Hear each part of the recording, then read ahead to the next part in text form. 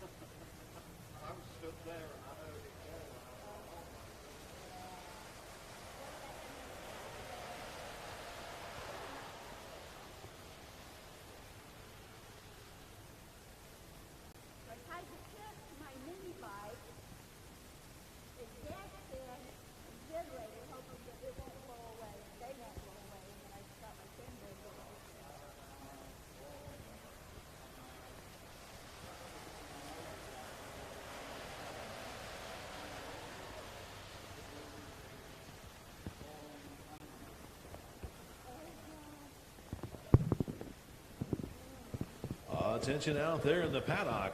Looks like look at the weather forecast. The cells that have been plaguing us are starting to move out of the area. We've got some equipment out there on track checking it out. Things are actually looking pretty good right now. So we're for the racers for race number 6. If you guys aren't in your paddock or in your pit area, you might want to head back over there. We're going to get the calls going here again and resume our racing this afternoon here in just a little bit. So riders for race number 6, if you guys are not in your pits, you might want to start heading back that way. We're going to start the calls here in just a moment for race number 6. Remember, races 6 through 16 right now are 6 laps. I think we'll be able to get that in through the rest of the afternoon. But again, it's a wet race. The track is obviously totally soaked. Look like there's some decent puddles out of turn number 5 over there. Turn number 9 still looks like the water's definitely dissipated. There's not quite the river running across turn number 9 as there was before, but obviously the track is still going to be very wet, so take it easy out there on your out laps till you understand how your tires are going to work. So again, stay tuned. We'll get the calls going here in just a moment. Master Control, we ready for one, you think? Copy. All right, Control is telling me we're ready for first call. We're ready for first call for race number 6. Next Gen Superbike 2, Sound of Thunder 3, and the Sound of Singles 2. You folks will be up here in just a moment. Again, it's first call. First call for race number 6. Next Gen Superbike 2, Sound of Thunder 3, and Sound of Singles 2. You folks will be up here in just a moment. It's first call. First call for race number 6. Next Gen Superbike 2, Sound of Thunder 3, and Sound of Singles 2. First call for race 6.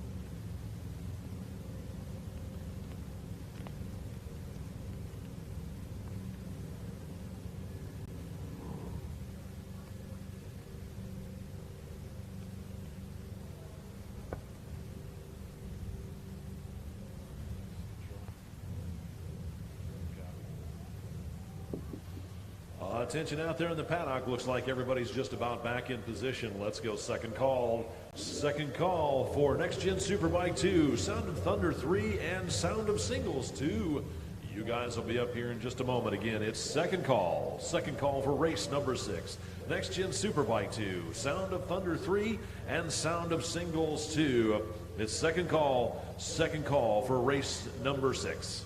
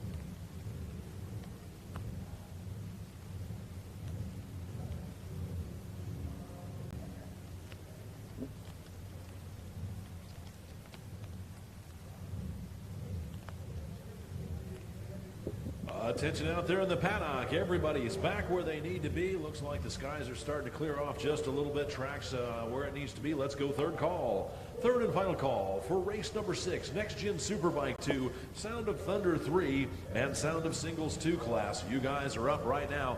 Pull the tire warmers off the bikes. Zip up your leathers and your rain suit. Bring them on up. It's time to go racing. Again, it's third call, third and final call for race number 6. Next Gen Superbike 2, Sound of Thunder 3, and Sound of Singles 2. Bring them on up. We'll get this race started this afternoon. Again, all races from 6 through 16 at this moment will be 6 laps for the rest of the day because of the weather. Again, third call, third and final call for race number 6.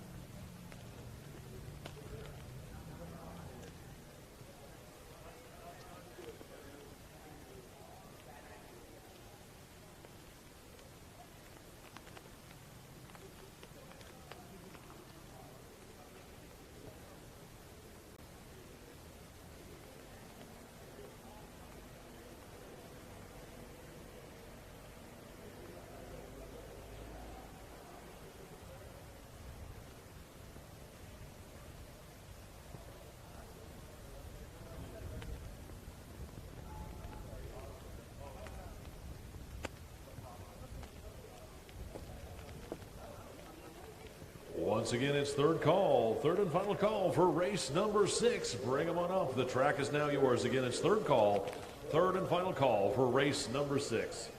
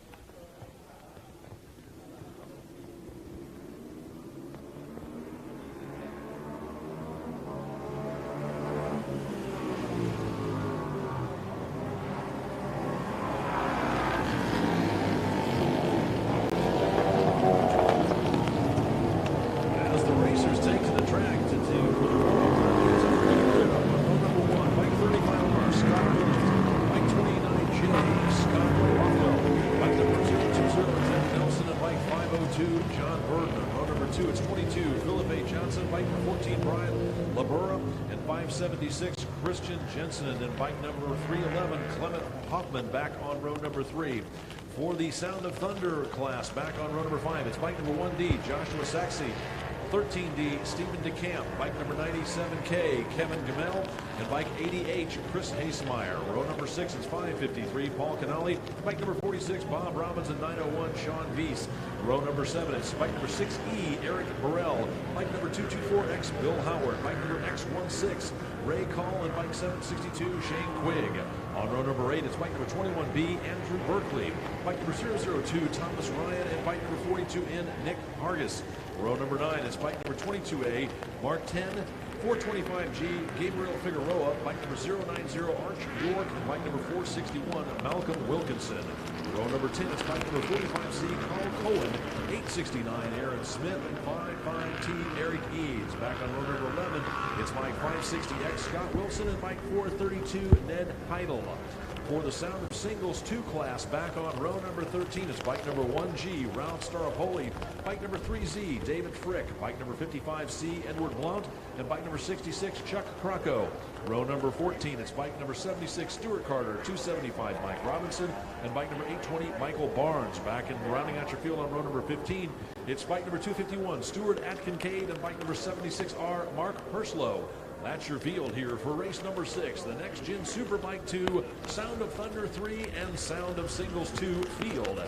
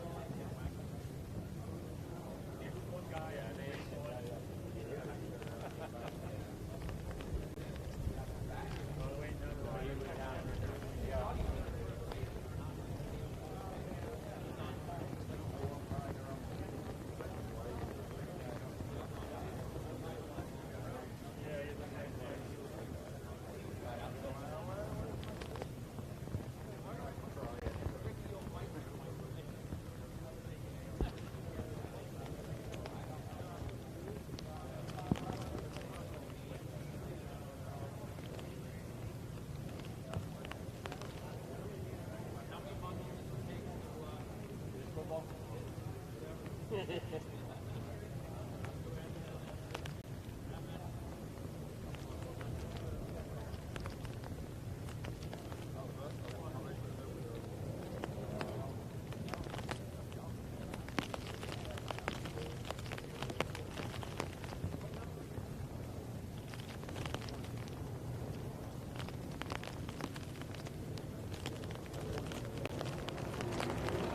the green flag waves, it looks like bike number 502, Joshua Burton gets the jump on the field, but here comes a hard-charging bike number 22, Philip Jackson, the lead through turn number 1. He was starting back there in row number 2 of the 3 bikes up front that answered the call. Here comes the massive second wave. It's bike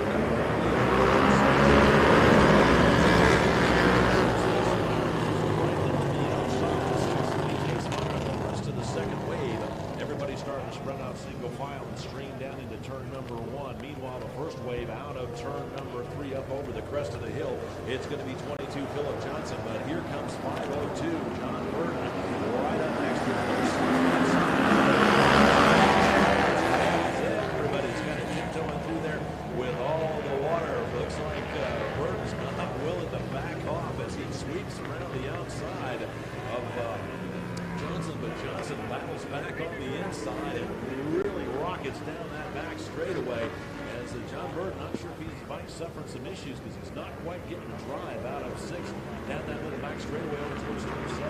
Not like I thought he would. In fact, here comes that Roadrace rider up front of the next-gen super bikes to challenge him as it looks like Burton drops back into that 3rd position. As here comes the second wave trying to reel him in over back in the museum turn, and the third wave for the Sound of Singles race. They're away cleanly themselves, working single file out of turn number 5 up over the crest of the hill at 6, and down that little back straightaway they go. We'll get the full running order here when they come around to complete lap number 1 in just a moment.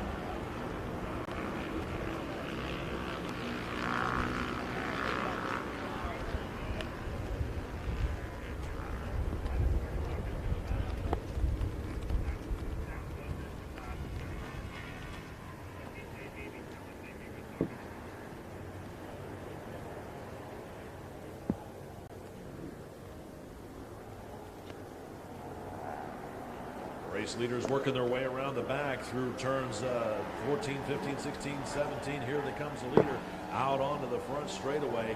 The lead lap number 1, it is going to be bike number 22, Philip Johnson, out there with about a half a front straightaway lead over bike number 1D, Joshua Saxey, back there in second. Then my third place rider was Mr. Brown before was bike number 80, Chris Hasemeyer. He's coming on strong. He's already worked his way up to 3rd overall while leading out of that second wave. Then it's going to be 562 Shane Quigg in 4th, and bike 42 in Nick Hargis back there rounding out your top 5. 6th place is bike number 13D Steve DeCamp. 7th overall right now is 002 Thomas Ryan. 8th overall is 21B Anthony Berkeley. 9th is 020 Jeff Nelson. And rounding out your top 10 is 425 Gabriel Figueroa. As it looks like Philip Johnson still leading. Bike number 1D, Joshua Saxey. Saxey's trying to make a challenge on Johnson for the lead.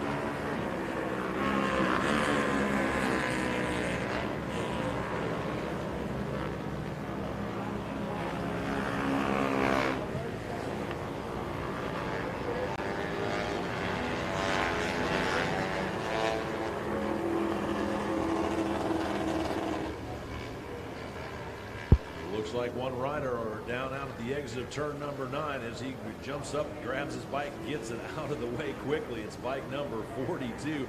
Looks like the bike might have still been running just a little bit. We'll be seeing if he can get himself turned around and walk back in as the rest of the field working their way here on lap number 2 here of a very wet racetrack.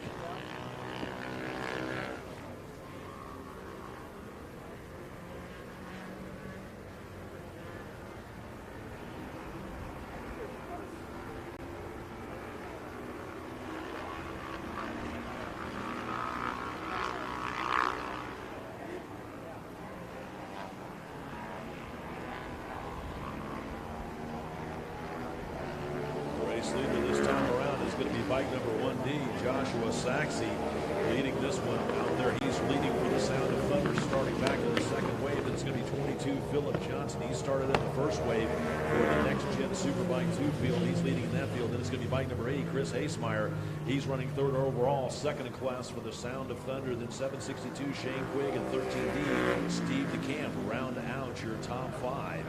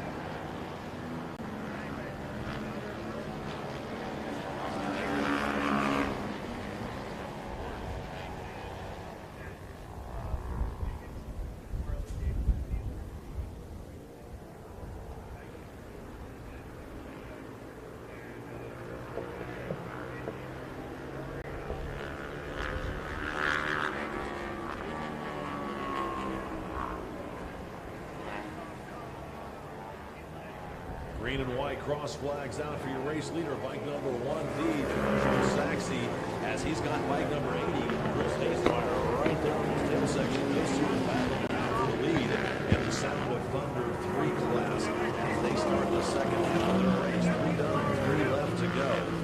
With the white flag, with the halfway flags out on this one, rather.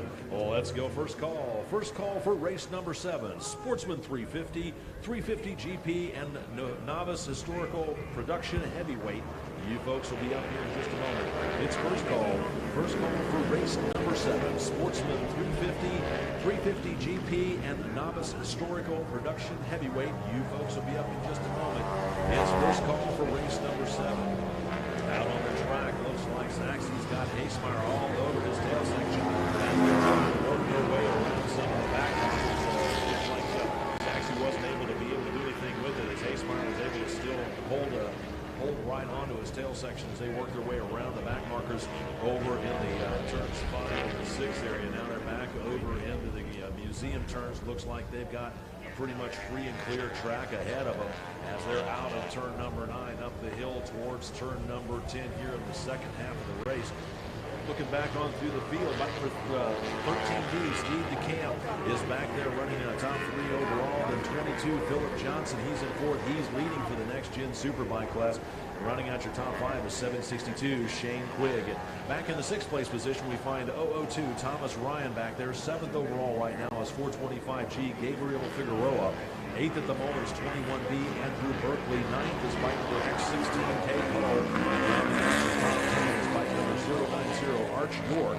As those guys are all seeing the halfway flag starting the second half of their race. Meanwhile, bike number 1D, Joshua Saxe, continues to lead bike number 80H, Chris Hasemeyer, with the thinnest of margins as they work their way out of turn number 16 onto 17 on the mid-run straightaway. It looks like that last lap that Hasemeyer got tangled up with some of the back markers. Saxe's got a little bit of breathing room. There's 13, Steve DeCamp, right on Hasemeyer's tail section. So looks like lap traffic starting to shake up the battle here for a second between Hasemeyer and DeCamp as Saxe's got a little bit of breathing room out of turn number 2 up over the crest of hill of 3 and down that little back straightaway towards turns number 4 and 5.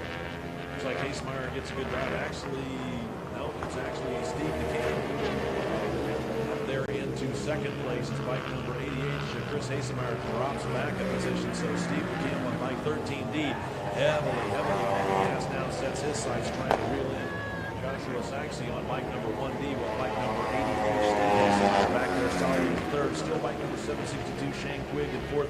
And 002, Thomas Ryan rounding out your top 5 as Saxey continues to push hard through turns 7, 8, and 9, dropping down into the museum turns with 13, Steve McCann. Ryan really getting the closing laps.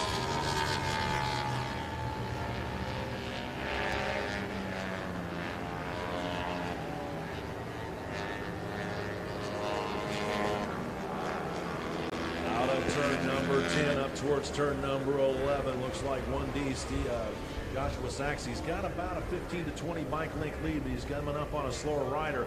He's going to be able to put that rider between he and 13 Steve DeCamp here as they work their way over through turns 13, 14, and 15 on the back section.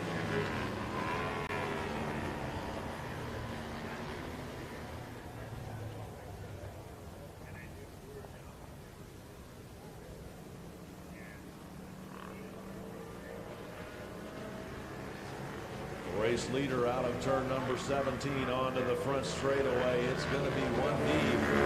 Joshua Saxey, or rather, 1D, and then 13D, Stephen DeCamp right there in striking distance as the white flag flies. Back there in that third position in 762, Shane Quigg coming on strong here in that fourth place position as the white flag flies. We'll see if Saxey's going to be able to hold off any challenges from DeCamp as those two are working their way out of turn number 2 up over the crest of the hill into 3. Looks like Saxey's got about 12 to 14 bike lengths over DeCamp as DeCamp closes in down on the brakes, cuts within about 8 bike lengths as they work their way through Charlotte's Web.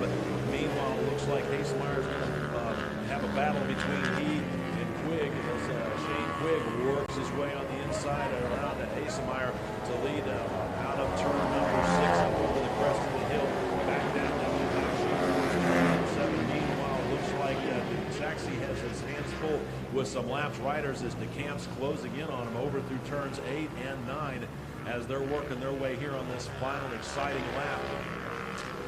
With the white flag out, let's go second call. Second call for race number 7, Sportsman 350 GP and Novice Historical Production Heavyweight. Again, second call for race number 7, second call for race number 7. A tough break for the leader of the Superbike, the Next Gen Superbike 22, Johnson, as he loses the front end over in turn number 9, trying to desperately to get the thing out of the mud and get going again.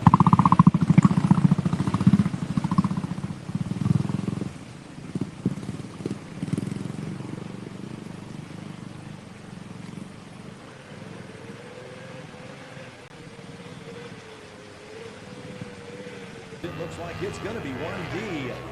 Joshua Saxey just holding on to a late race challenge from white 113, Stephen DeCamp, as those two finished unofficially first and second for the Sound of Thunder 3. Then next across the line, it's going to be bike number 762, Shane Quigg, then 80, Chris Hasemeyer, and then bike number 002, Thomas Ryan, rounding out your top 5 in an exciting last lap here of race number 6.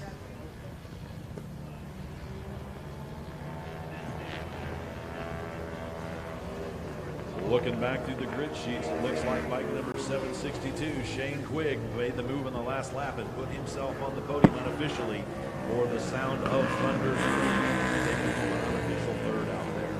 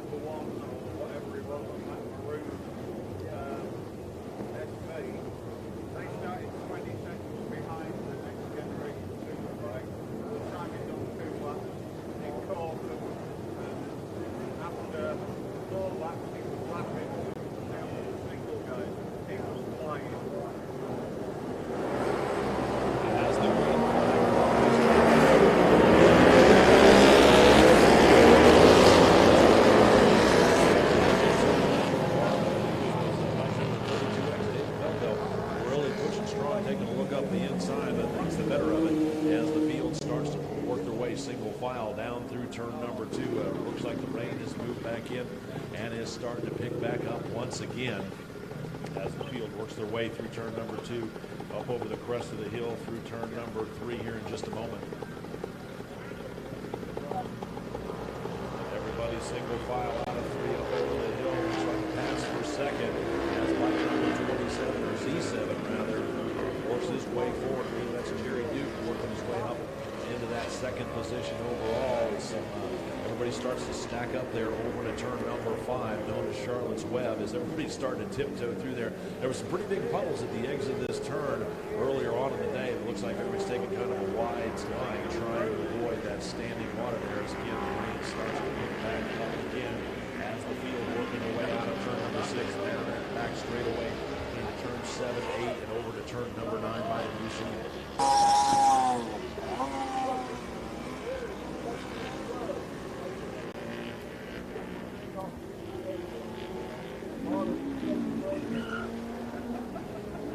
Race leaders through turn number 9. One rider getting a little out of shape, got both feet down, but he manages to keep it up on 2 wheels as he has a bit of a moment out there skating along, but no harm and no foul as he's still back and gets himself going again. That was probably one of the trickiest moments and best pieces of ride we've seen. That turn number 9 over there has claimed more than a few people this afternoon because it's a downhill right-hand turn and there's always all kinds of water sheeting across that turn. That rider got in just a little bit hot, put the old Flintstone brakes on and got it woed down and still was able to keep it on the track, get it turned and take off once again.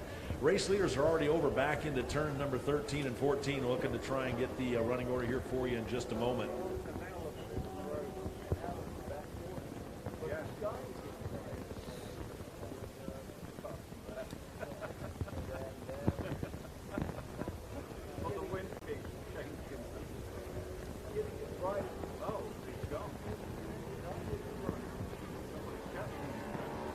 Here come your race leaders out of turn number 17. Here at the line up front, it's going to be bike number C7, Jerry Duke out of the lead. Get bike number 62, Eric Cook. Looks like Scott Turner, bike number 1B, has an off-track excursion over there in the turns number 10 area. That turn has been very treacherous all day today with standing puddles of water, and it's claimed more than one rider. Actually, I think he's over turn number 13. He's up and moving. That's good to see. They're pushing his bike off, but a tough break for Scott Turner. So looking back down through the field on bike number 7, David Roper. Back there, he's running 3rd overall, 2nd in class for the 350 GP. Then 79R Chris Light. Looks like this is running 3rd in class for the 350 GP. And rounding out the top 5, it's 125S, Bucky Sexton. Then it's going to be bike number 087, Lloyd Mason. 7th overall right now is 22, Tim Terrell. I believe he's leading, though he's running 2nd in class to Lloyd Mason. So Mason leading for the novice heavyweight production bikes. And then Tim Terrell back there running 2nd for the novice heavyweight production bikes. And then it's going to be bike number 15G, Shane Gilmore. He's running 3rd in class, 8th overall. Then 54, Jason Roberts back there in 9th, and 700, Cameron Crockett rounding out your top 10. As bike number Z7, Jerry Duke for the 350 GP shows the rest of the field the fast way around the track.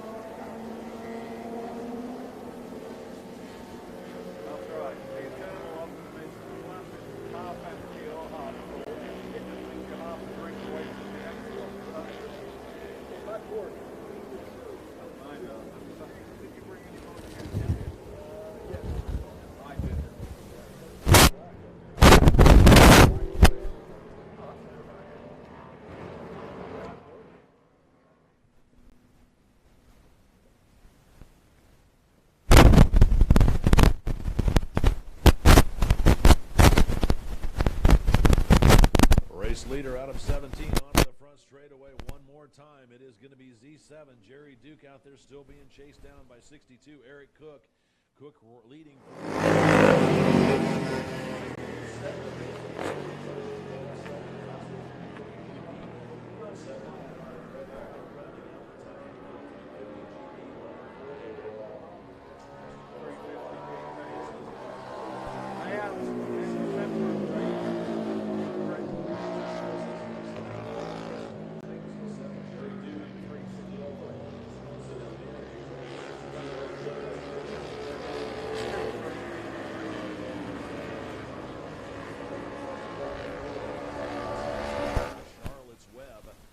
Number 5 over there with bike number 7, David Roper in tow.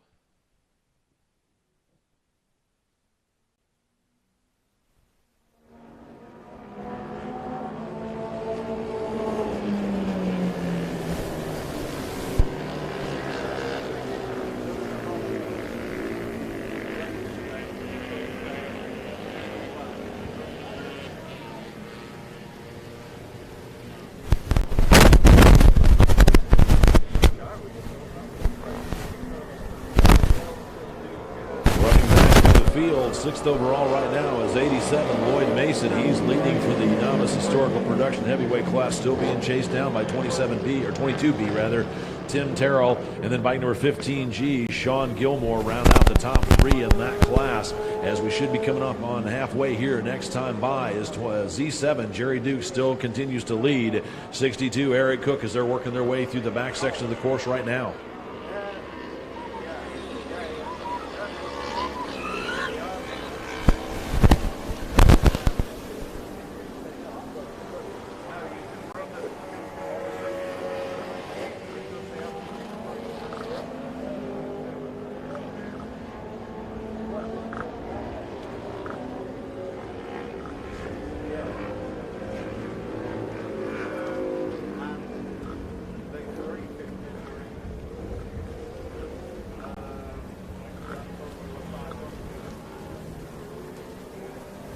Race leaders out of turn number 17 one more time. Starter has the green and white flags in hand, letting them know they've got 3 done and 3 left to go. It's still Z7, Jerry Burke leading 62, Eric Cook.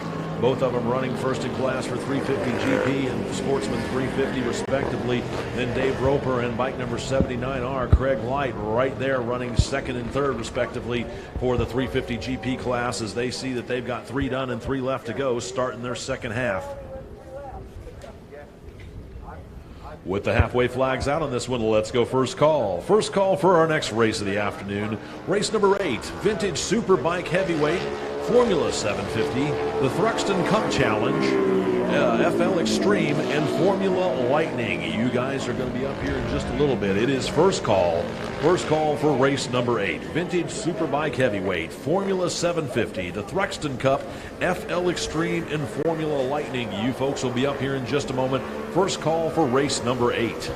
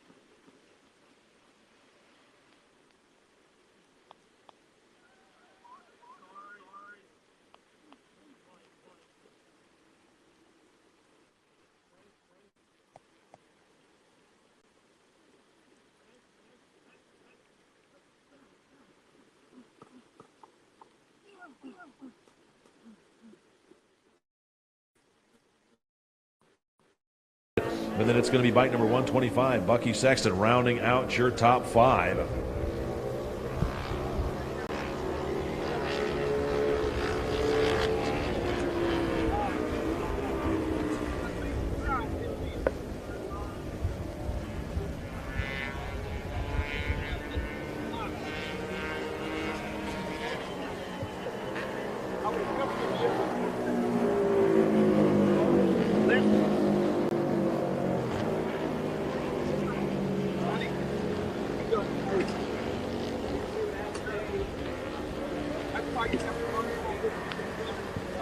Looks like bike number 87, Lloyd Mason, out there still holding on to the lead for the novice historical production heavyweight class. As looks like bike number 7, that would be Dave Roper, suffering a mechanical issue over back in turn number 4, right up here at the top of the hill. His bike gives up the ghost on him and doesn't quite. That would explain why I think maybe Craig White was able to get around him on that last lap. As Dave Roper on bike number 7, his race comes to an early end.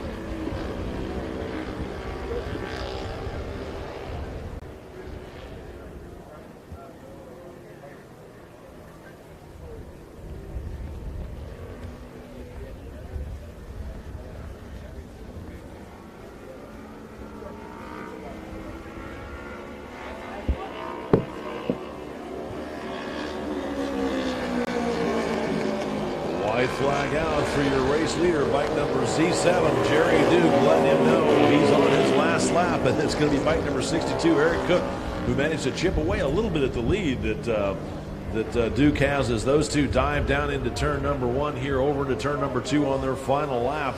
Then the third place position, second in class, is going to be bike number 79R, Craig Light. He's holding on to second for the 350 GP class, and we've got our lap rider coming across the start-finish line.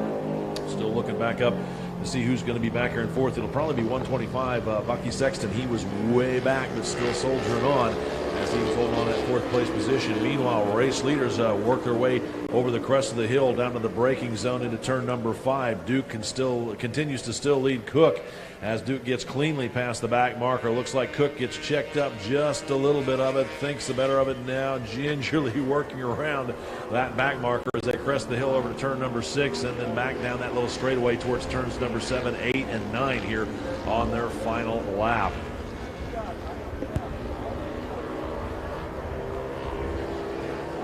Let's go second call. Let's go second call for race number 8, Vintage Superbike Heavyweight Formula 750 and the Thruxton Cup Challenge, FL Extreme and Formula Lightning. You folks will be up here in just a little bit. It's second call for race number 8, Vintage Superbike Heavyweight Formula 750, the Thruxton Cup Challenge, FL Extreme and Formula Lightning. You folks will be up here in just a moment. It's second call for race number 8.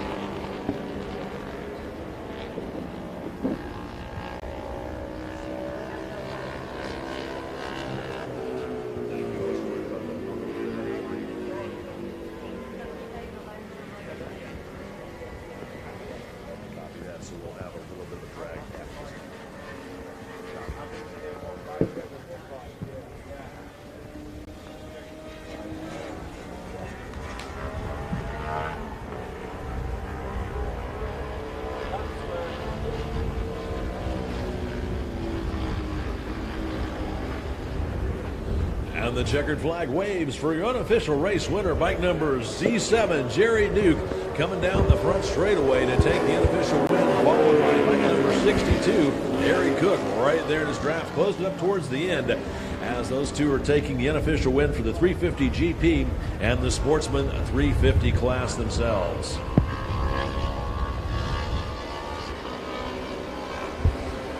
Next across the line, it's bike number 79R, Craig White, taking the unofficial second out there for the Sportsman 350 GP class. Turn 10. Yeah.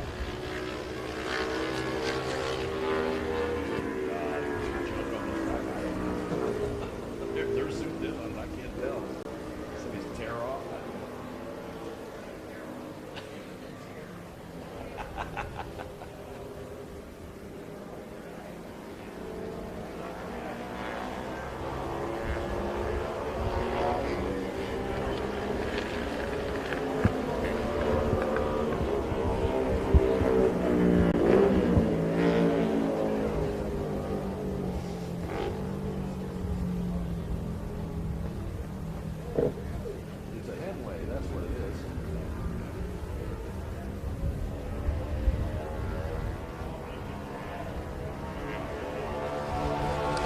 With the checkered flag on this one, let's go third call, third and final call for race number 8. Vintage Superbike Heavyweight, Formula 750, the Thruxton Cup Challenge, FL Extreme, and Formula Lightning. You folks are all up right now. Again, it's third call, third and final call for race number 8. Vintage Superbike Heavyweight, Formula 750, the Thruxton Cup Challenge, FL Extreme, and Formula Lightning. You guys are up right now. Bring them on up. The track is now yours. Again, it's third call for race number 8. Vintage Superbike Heavyweight, Formula 750, Thruxton Cup Challenge, FL Extreme, and Formula Lightning. Third call, race number 8.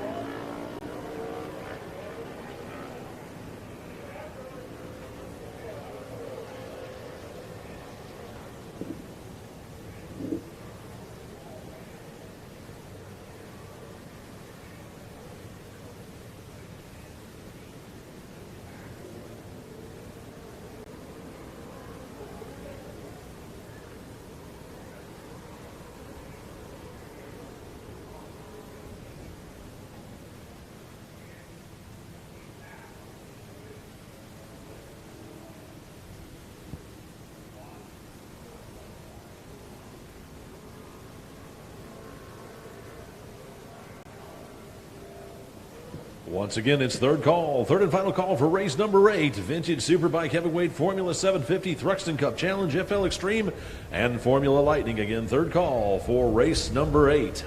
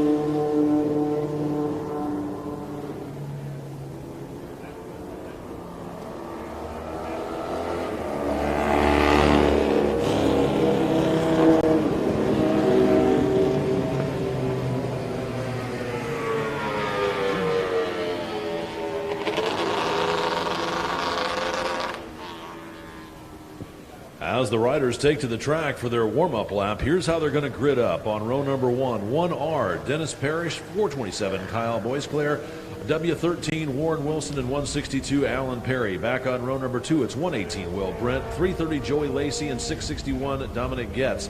Row number 3, it's 117, David Crusoe, 32Q, Dale Quarterly, and 605, Rudy Saxiger. We're back for the Formula 750 field on row number 5. It's going to be 1E, Mark Morrow, 42N, Nick Hargis.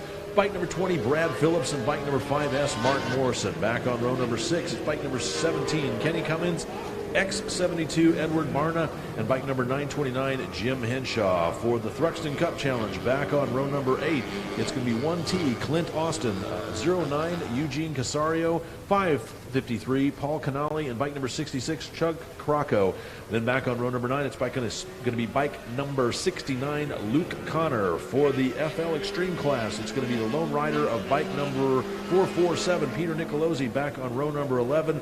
And then rounding out your field back on row number 14, or row number 13, with the Formula Lightning field, it's going to be rider 179, Arthur Kowitz, and 432, Ned Heidel. That's your field here for race number 8, the Vintage Superbike Heavyweight race, Formula 750, Thruxton Cup Challenge, FL Extreme, and Formula Lightning.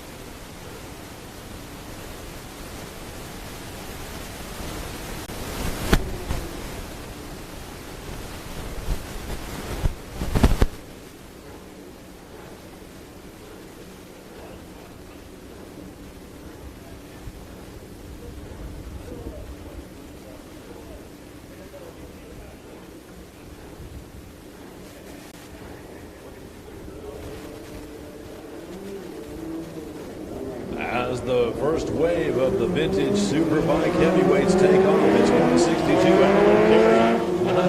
Not afraid of anything as he rockets off the start-finish line, leading the field down in through turn number 1. And it looks like it's going to be 13 Warren Wild and the rest of the field working their way on through. Here comes your second wave. Looks like bike number 1, Mark Morrow, out there for the Formula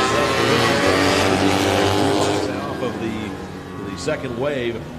As not many riders answering the call here on this totally wet track, although it looks like the precipitation may have eased up, if not completely stopped for the moment. Looking here at the weather radar, it looks like a lot of the precipitation is finally drifting to the east of us, so hopefully rain has stopped for a while. Not sure how long it'll take to get a dry track, but at least the heavy stuff has stopped for the moment as bike number 162, Alan Perry, wasting no time taking off for the rest of the field. And it's going to be the 13, Warren Wilson, and then a battle shaping up for that third place position for the other riders. I think Joey Lacey's out there along with, I think it's Kyle Boisclair. Those two are duking it out for that third place position as they crest the hill over to turn number 6, down that little back straightaway towards turn 7, 8, and 9. As Mark Morrow out front for the Formula 750 class. The rest of the field all working their way through turns number 5 and 6 down that back straightaway. We'll get the full running order here for you in just a moment when they complete lap number 1.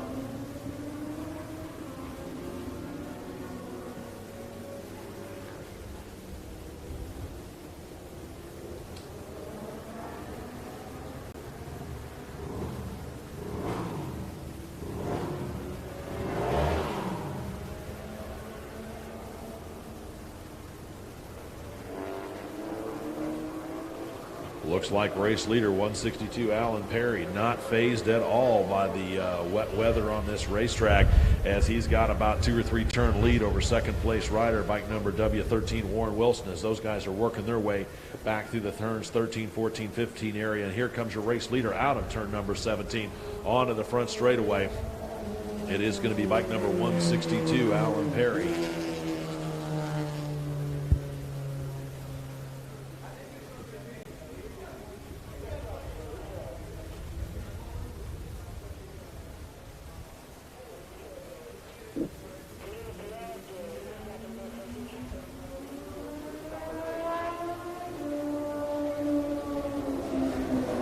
Second place rider, bike number W13, Warren Wilson, as he crosses the start-finish line. This will be bike number 1T, Clint Austin.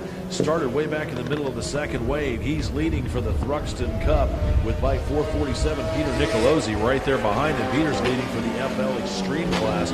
Looks like 162 Alan Perry was shown the meatball flag that last lap by. I guess that's one of the reasons he's got such a good lead, is they thought he jumped the start, so he's going to have to come in and serve a stop-and-go penalty here this next time by. But as I said, he's got a fairly substantial lead over that second-place rider, as here comes a hard-charging 1T Clint Austin as he works his way past Warren Wilson. So bike number 1T Clint Austin leading for the Thruxton Cup. Then it's going to be bike number W13 Warren Wilson as he's working his way over there out of turn number 5 up the hill towards turn number 6, and then 447 Peter Nicolosi gets around him. Peter's leading out there for the FL Extreme class. Then bike number 1E Mark Morrow, he was rounding out your top 5 on that last lap. He's leading for the Formula 750, being chased down by X72 Edward Barna. He's running second in class for the Formula 756th overall. Then it's going to be bike number 330, Joey Lacey. That rounds out your third place position for the Vintage Superbike Heavyweight. He's got 427, Kyle Boisclair right behind him. Kyle back there at 8th. 9th belongs to the 09 Eugene Casario. He's running second in class for the Thruxtons. And then bike number 5S, Martin Morrison, rounding out your top 10, running out there in the Formula 750 class.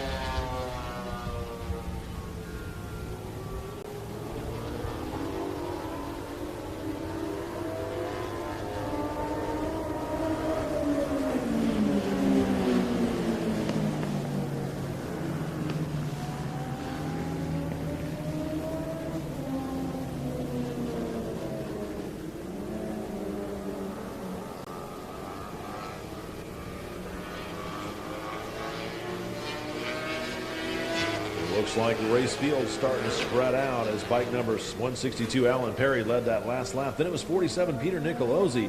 He was running second overall as he managed to get around Clint Austin, but Clint Austin on 1T still leading for his class, for the Thruxton class. Then it's going to be bike number W13, Warren Wilson, fourth in position, second in class for the vintage heavyweights. And then bike number 1E, Mark Morrow, rounding out your top five. Mark's leading for the Formula 750 class as everybody's starting to spread out. Halfway should be coming out here this next time by.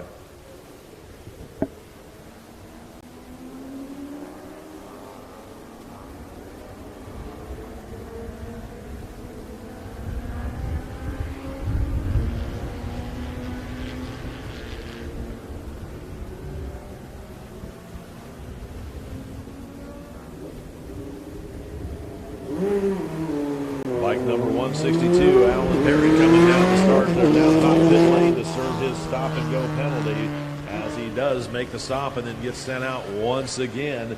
Still leading this one. Then it's going to be 47, Peter Nicolosi coming by.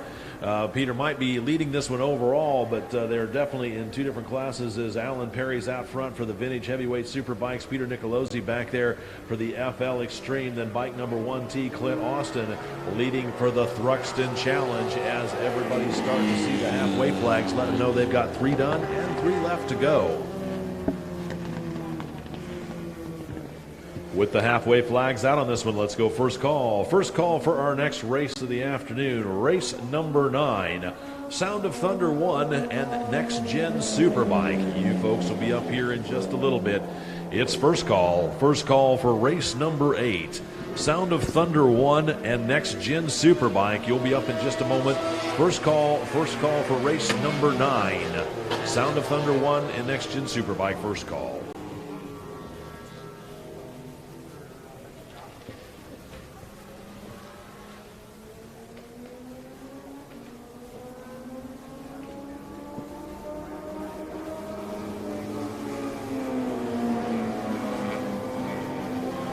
Looks like that last lap, 427, Kyle Boisclair decided to pull the trigger as he worked his way around Joey Lacey, so put Boisclair up on the podium for the vintage heavyweight superbike. Meanwhile, bike number 1E, Mark Morrow, still getting the better of his battle with bike number X72, Edward Barna. Morrow leading for the Formula 750 with Barna right there behind him in second for the Formula 750.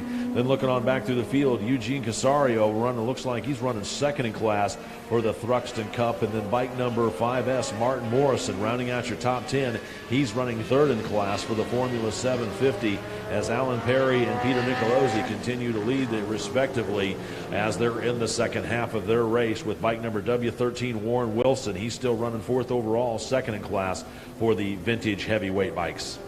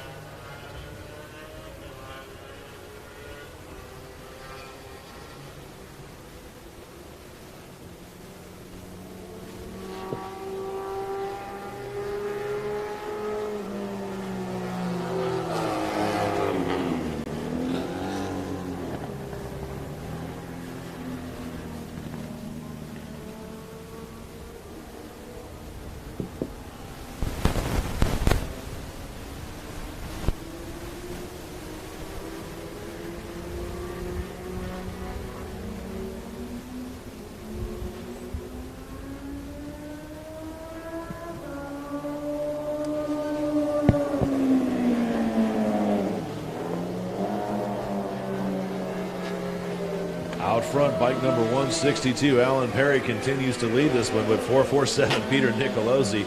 Not more than about 3 bike lengths behind him that whole last lap as those two are leading in their respective classes of the Superbike Heavy Vintage and the Formula or FL Extreme class. Then it's going to be bike number 1T, Clint Austin. He's still holding on to the lead for the Thruxton Cup as they work their way here. White flag should be coming out here pretty soon, as we are definitely in the latter half of the race. 427 Kyle Moisclair solidly up there into third for the vintage heavyweight super bikes, as bike number 330 Joey Lacey back there at fourth, and then bike number 9 Eugene Casario rounding out your top 9. He's still holding on to that second place podium step for the Thruxton Challenge.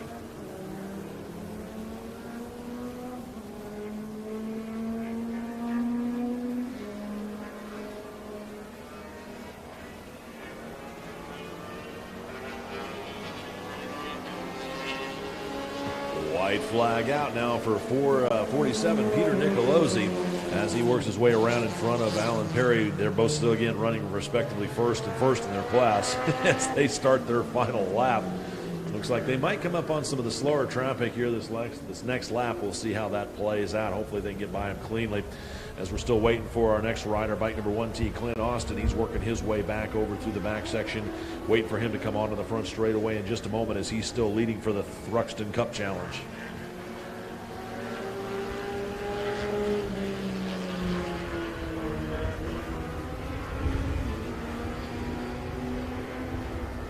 And here he comes, bike number 1T, Clint Austin, across the start-finish line, sees the white flag, letting him know he's just got 17 more turns before he can stand on that top step of the podium. Meanwhile, bike number 447, Peter Nicolosi, the lone rider out there for FL Extreme, leads the field up over the crest of the hill at turn number 6, down that back straightaway towards turn 7 and 8, over into turn number 9 by the museum.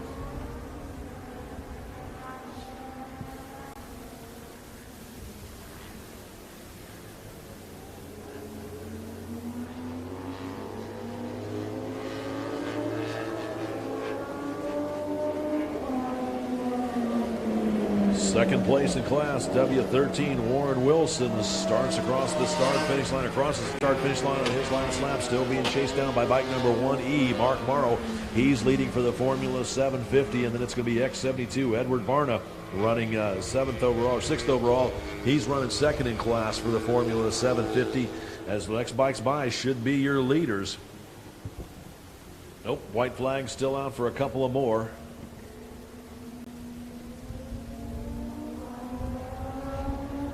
As here comes your third place heavyweight rider out there for the super bikes, starting his final lap, 427, Kyle Moisclair.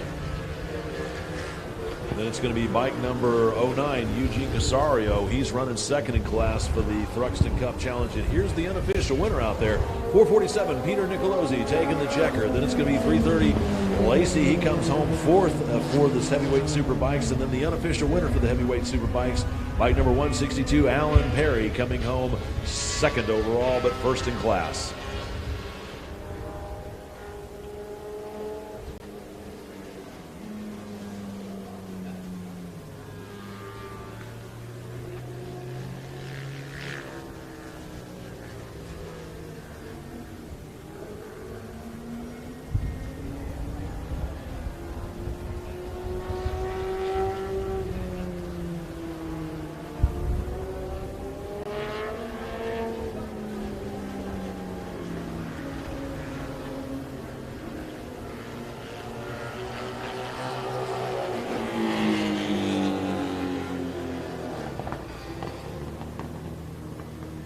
Next across the line is bike number 1T, Clint Austin, taking the unofficial win out there for the Thruxton Cup Challenge. Let's go second call. Second call for race number 9, Sounds of Thunder 1 and Next Gen Superbike. You folks will be up here in just a second. Again, it's second call.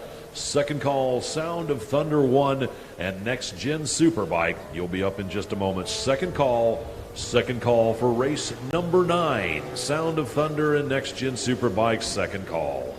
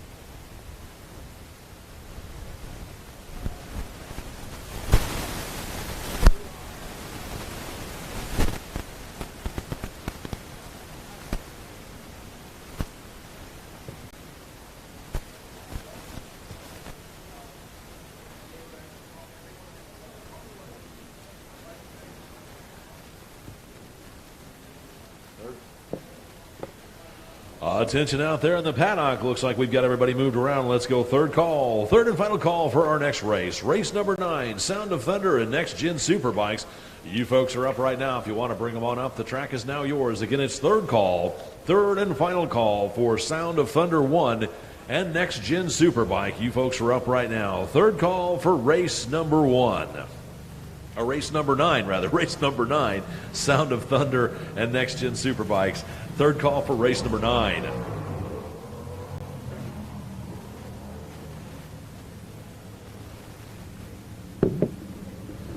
As the riders take to the track, here's how they're going to line up on there. Row number 1, bike number 720, Clint Austin, 4X, Kevin Kolek, and bike number 850, Tim Nelson, 77L, Patrick Lansu. Row number 2 at 729, Jonathan Costello, 6E, Eric Burrell, and bike number 80H, Chris Hasemeyer. Row number 3, it's 15R, Jim Harden, and bike number 020, Jeff Nelson, 222R, Jeff Graham, and bike number 032, Daniel Sinclair. Row number 4, it's 078, Rainey Scrabrooks, and 44K Taylor Knapp. For the Next Gen Superbike bike on row number 6, it's 14 Brian Larabrewer, 35R Scott Billings, 29J Scott Rothermel, and bike number 502 Jonathan Burden. And rounding out your field on 576, it's Christian Jensen and 32V Harry Vanderlinden. That is your field here for race number 9, the Sound of Thunder 1 and Next Gen Superbikes.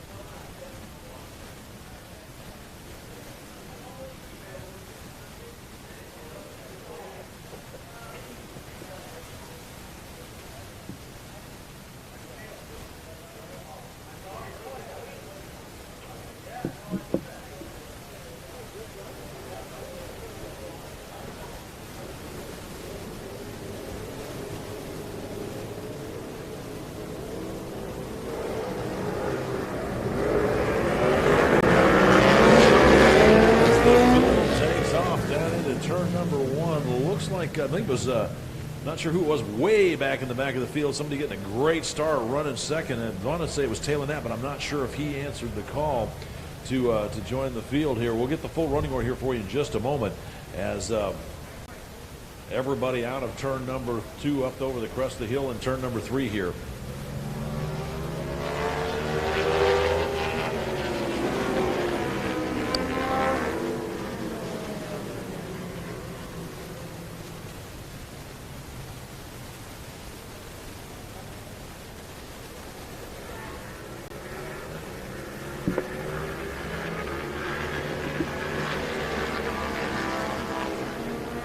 Looks like top 3 riders breaking away from the rest of the field as they work up over the crest of the hill at turn number 6, way down that back straightaway, diving into turn 7, 8, and 9 as we're waiting for them to come back around to complete lap number 1 here in just a moment.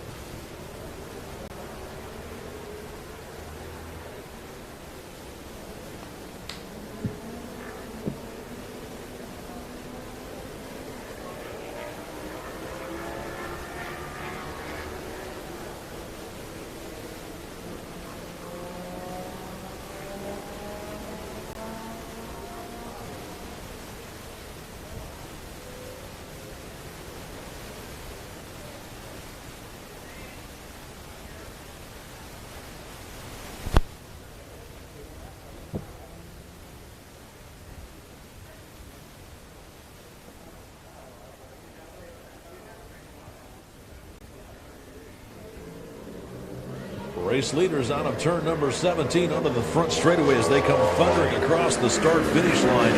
At the line, it's going to be 15R, Jim Parton. Then bike number 078, Rennie Skaybrook. And then 14, Brian Larborough. That's your top 3. Those are my mystery riders out there. Then it's going to be bike number 80, Chris Hasemeyer. Actually, Chris Hasemeyer jumps up to that 3rd place position. 850, Tim Nelson back there in 4th.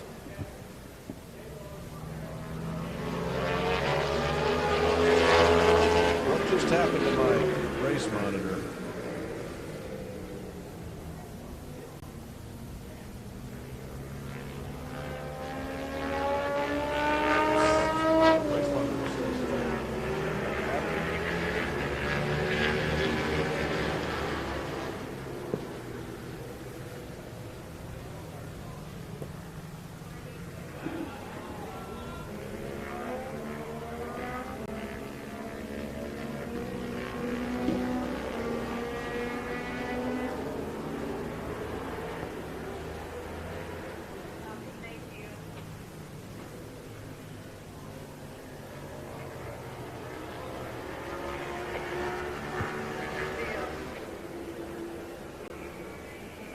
Sinclair. Okay. Running into a little bit of timing and scoring issues here on race monitor. 3-2. Daniel Sinclair was the one that ran there, led that last lap. As again, the top 3 riders still working their way back over through the turns 14, 15, and 16 area. Try and get the better run for you as they come by to complete lap number 2.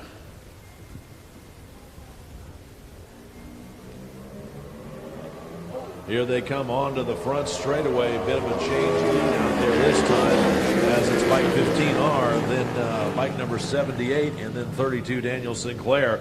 That rounds out their top 3. 78 being Rennie Skaybrook. Rennie Skaysbrook out there trying to give a battle up front to Daniel Sinclair, as rather Jim Padron, as those guys work their way out of turn number 3 up over the hill. So 32, Daniel Sinclair was led the first lap and dropped back there to 3rd as Skaysbrook continues to try and pressure Padron for the lead as Daniel Sinclair sits back there in 3rd place with Padron out of turn number 5 up over the crest of hill, and turn number 6 stretching out his lead over Skaysbrook back there in 2nd as that trio rockets down that back straightaway. Looks like at 4th place position right now belongs to bike number 80, Chris Hasemeyer, with 850, Tim Nelson rounding out your top 5.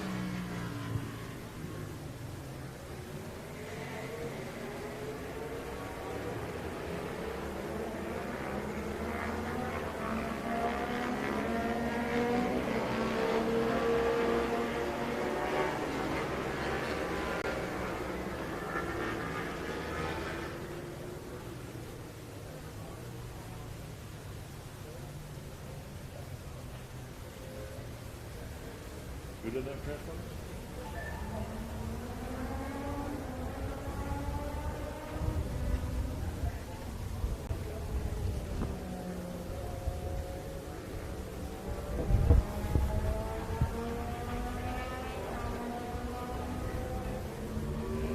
Race leader one more time out of turn number 17. It looks like Jim Padron, or rather that time it's Rennie Scraysbrook out in front. Then it's going to be Jim Padron back there on 15R.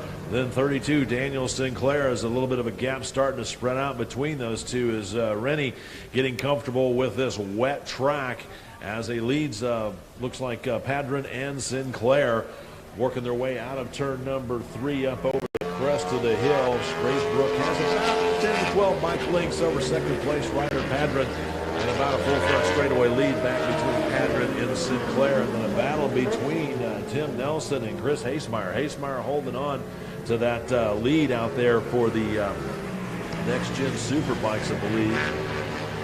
And then actually Chris is up running with the sound of thunder, as is Tim Nelson. So those two are battling it out for fourth as they start their next lap. That's what I was just looking at. We don't have any next gen bikes. Oops.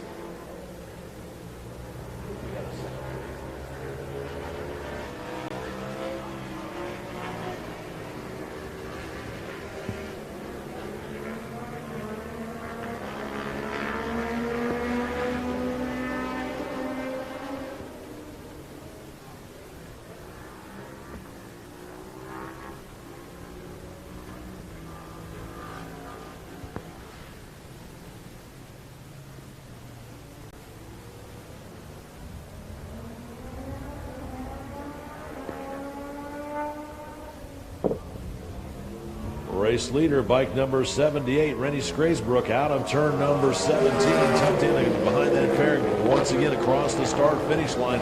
About a half a front straightaway lead over second place rider 15R, Jim Padron, and then it's going to be bike number 32, Daniel Sinclair, as they hit the halfway point. With halfway out, let's go first call. First call for race number 10, the CB60 Le Mans race. Now, you guys will be a 4-lap race, so keep that in mind. Again, it's first call.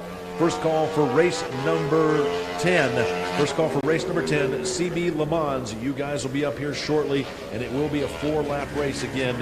It is first call for race number 10, CB Le Mans.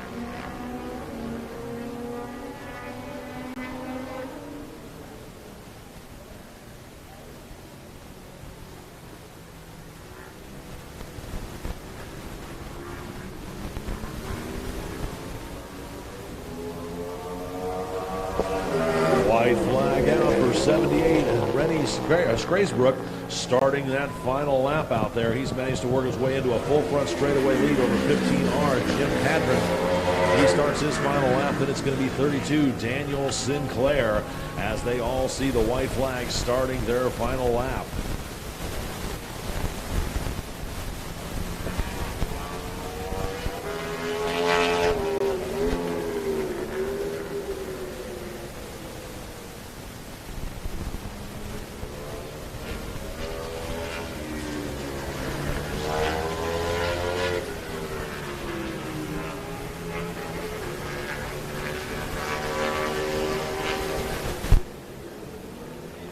Next across the line, looks like it's going to be bike number 80, Chris Hasemeyer, as he works his way across the start-finish line to start the final lap, still being chased down by 850, Tim Nelson.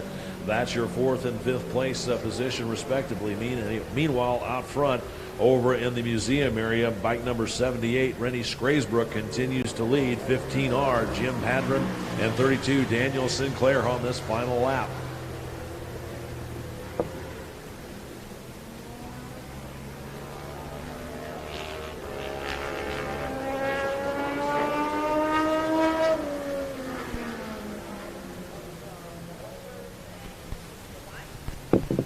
Attention out there in the paddock. Let's go second call. Second call for race number 10, the CB Le Mans race, which is a 4-lap race. You folks will be up here shortly. It's second call. Second call for race number 10, CB Le Mans race, which is a 4-lap race. You guys will be up shortly. Second call for race number 10.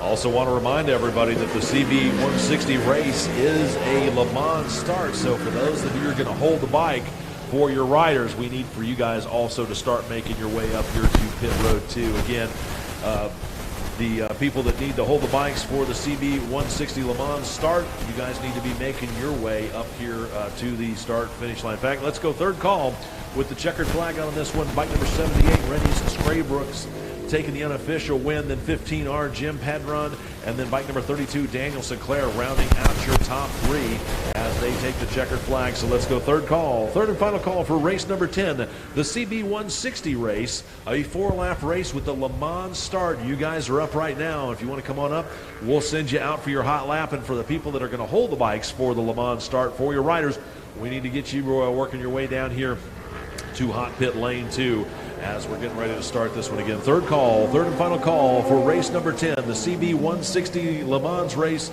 You guys are up right now. Bring them on up. We'll send you out for your hot lap. And the people that need to hold the bikes for these riders need to make their way down here to the pit lane also immediately. Thank you.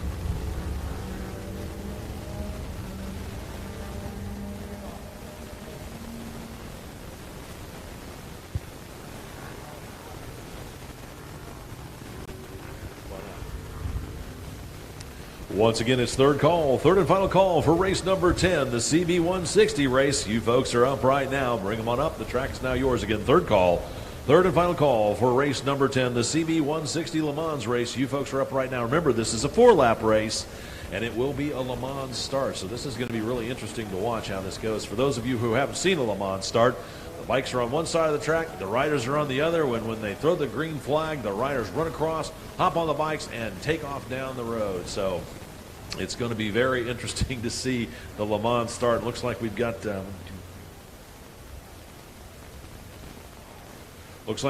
19 participants out here in this Le Mans start. So should be very interesting, especially with the damp track, to see how this is going to work.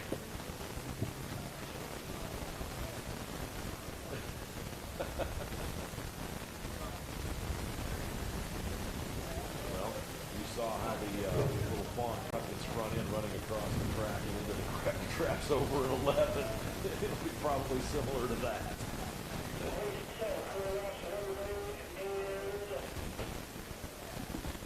Well, start.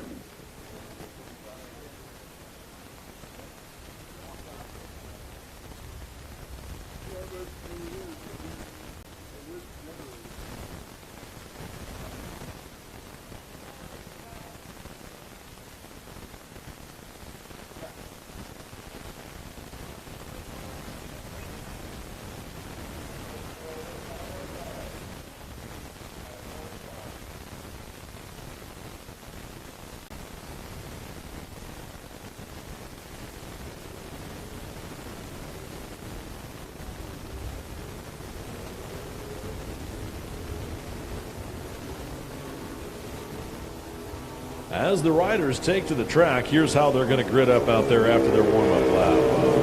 Out front, bike number 1C, Greg Levicki. Second place is going to be 123, Jonas Stein. Third place is going to be 294, Jonathan Scales, John Scales. Row 4 is 215, Stuart Sanders. Row 5 is 357, Joe Corey.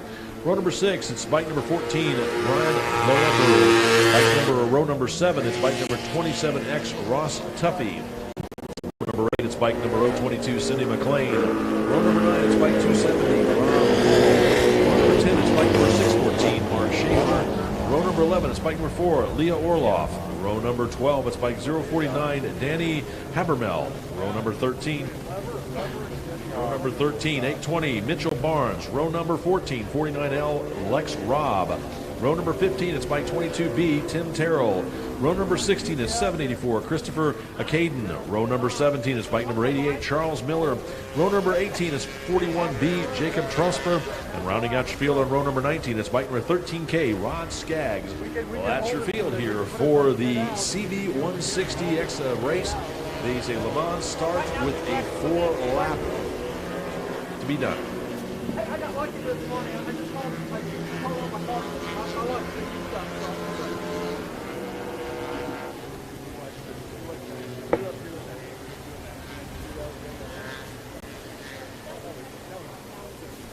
It was like just like Lily, like a wave.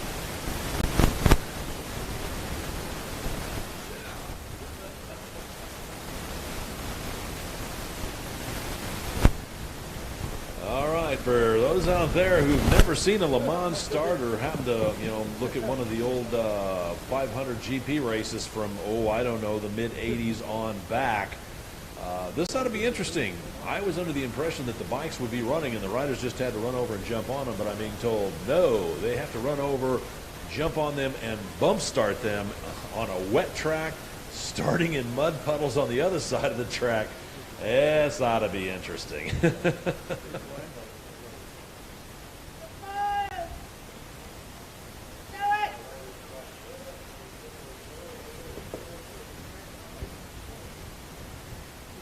Looks like the riders are getting ready to sprint, and here comes a little bit of precipitation too.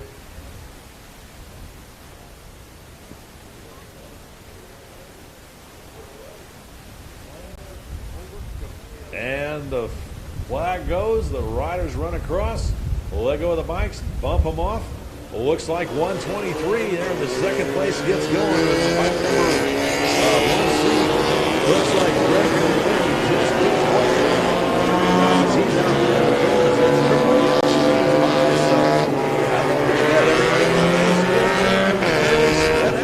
So we'll see how it works as they complete lap number 1 as 123. Jonas Stein got a pretty darn good start. He gave about 2 shoves of the bike and it fired off and away he went. As they race leaders working their way down through turns number 1, 2, over to 3. Here's your race leader, bike number 123, Stein, as he's up over the crest of the hill there at 4, down in the braking zone for Charlotte's Web. Then it looks like bike number 1C, Greg Gelvicki gets himself sorted out back up there in the second as they start to pile into Charlotte's Web over there. Everybody's kind of skating around you. These are 160 bikes, only 160 cc's, but you'd be surprised how fast these little skinny tired bikes can go as everybody cleanly through Charlotte's Web up the hill and back towards the museum here on the opening lap of this 4-lap race.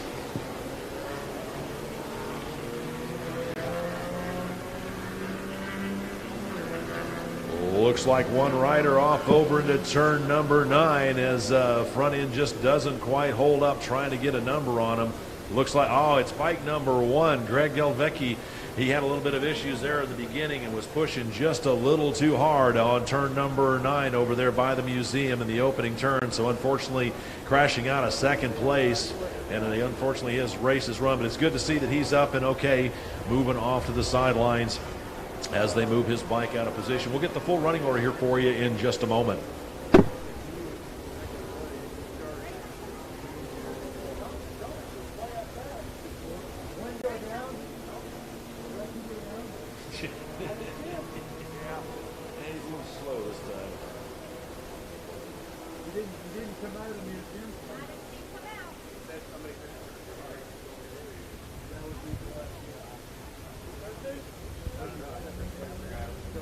Race leader Stein out of turn number 17 onto the front straightaway to complete lap number 1. As we've got about a front straightaway lead over second place rider, which is going to be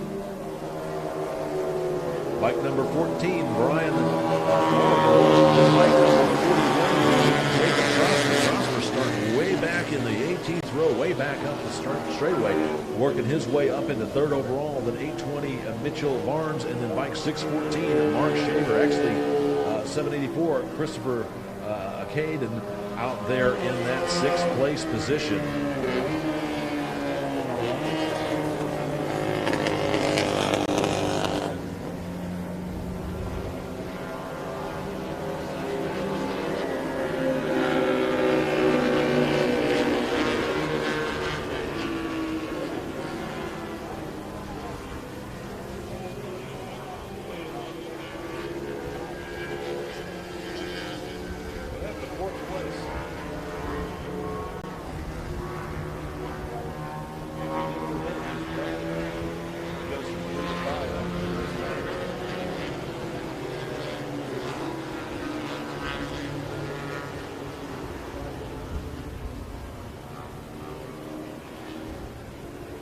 Got double numbers out there is why.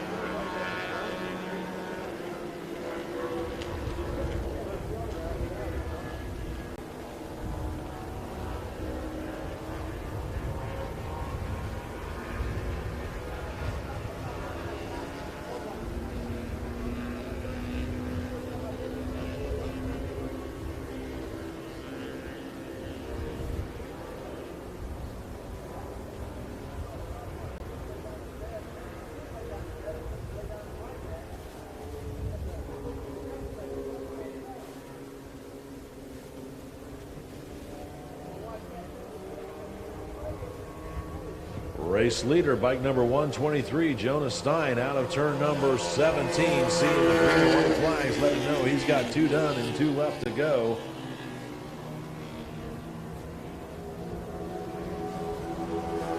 Then it's going to be 14, Brian Barber. Then 820, Mitchell Barnes. He was my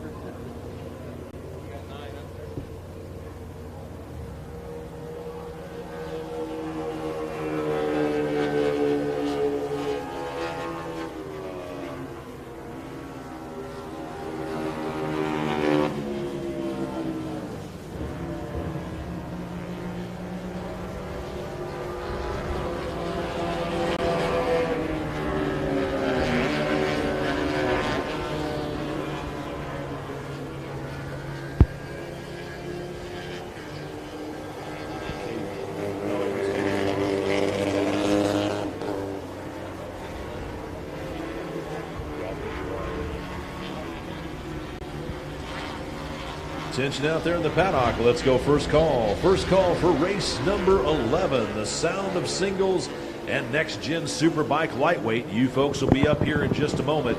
Again, it's first call. First call for race number 11. First call for race number 11.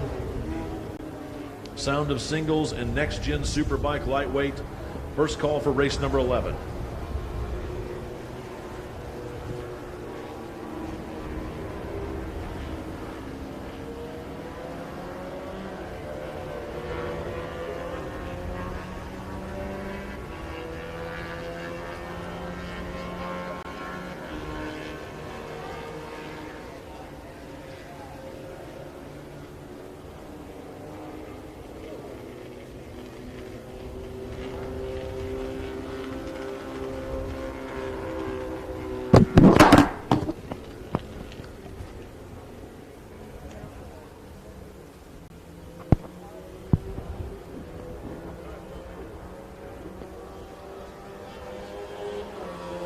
White flag out for your race leader, 123, Jonas Stein, as he sees the white flag, letting him know he's starting his final lap.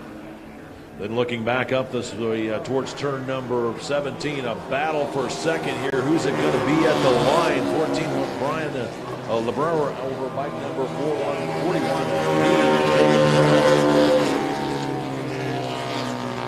Rather, Jacob Trosper, and then going to be bike 784, Christopher Caden, as they top five start their final lap.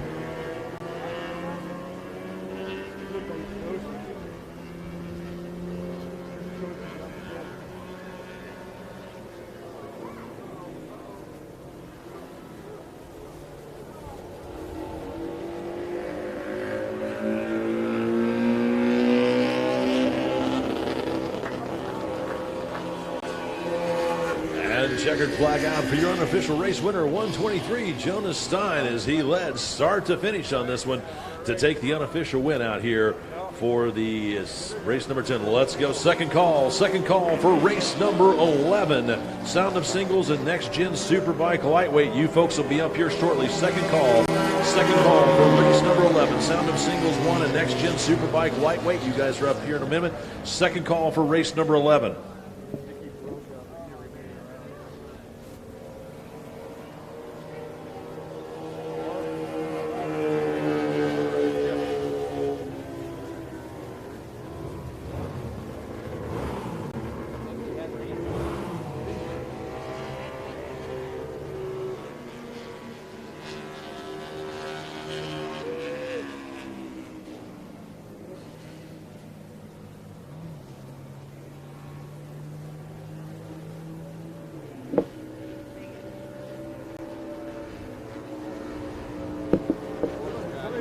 Looks like bike number 820, Mitchell Barnes, taking the unofficial second, and 41B, Jacob Trosper coming home unofficially out there in third as the checkered flag continues to wave on this event.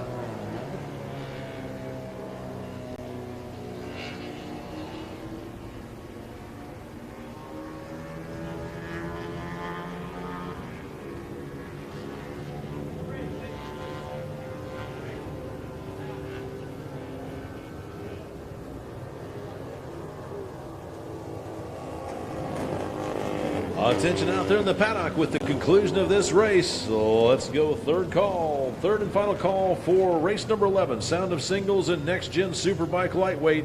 You guys are up right now. It's third call, third and final call for race number 11. Sound of Singles 1 and Next Gen Superbike Lightweight. Third call for race number 11.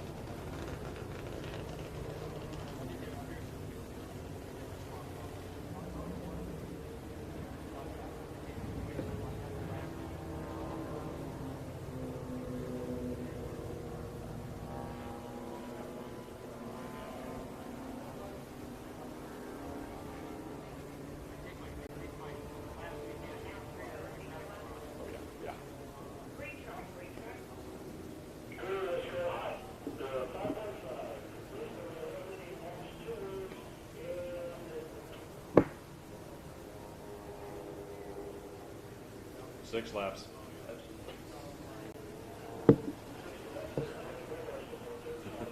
Six laps. Six laps.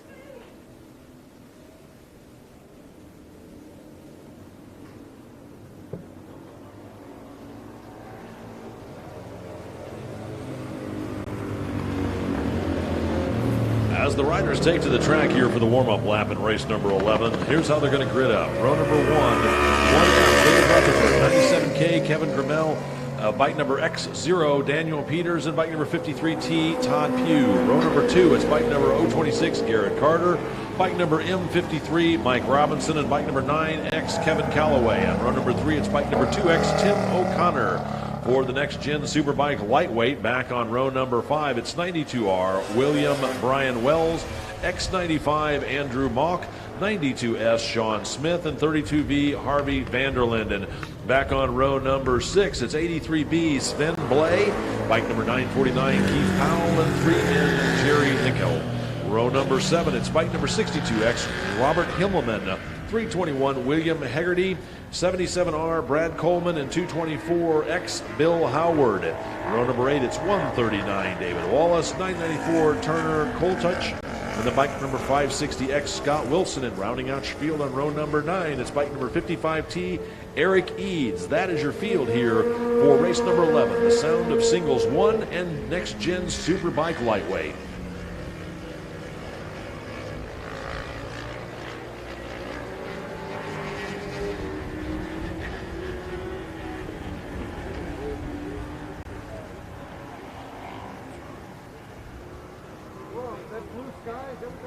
Look at that. Look.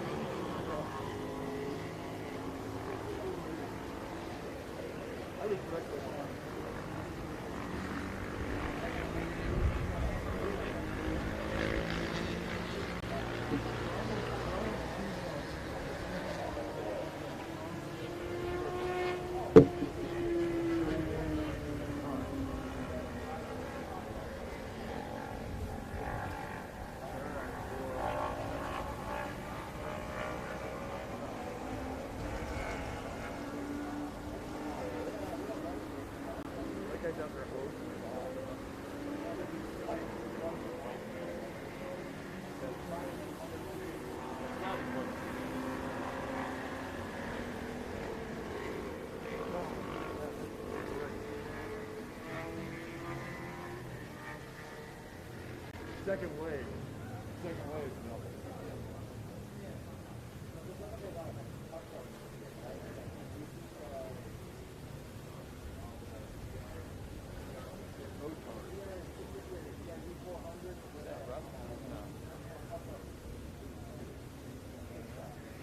Is that rough?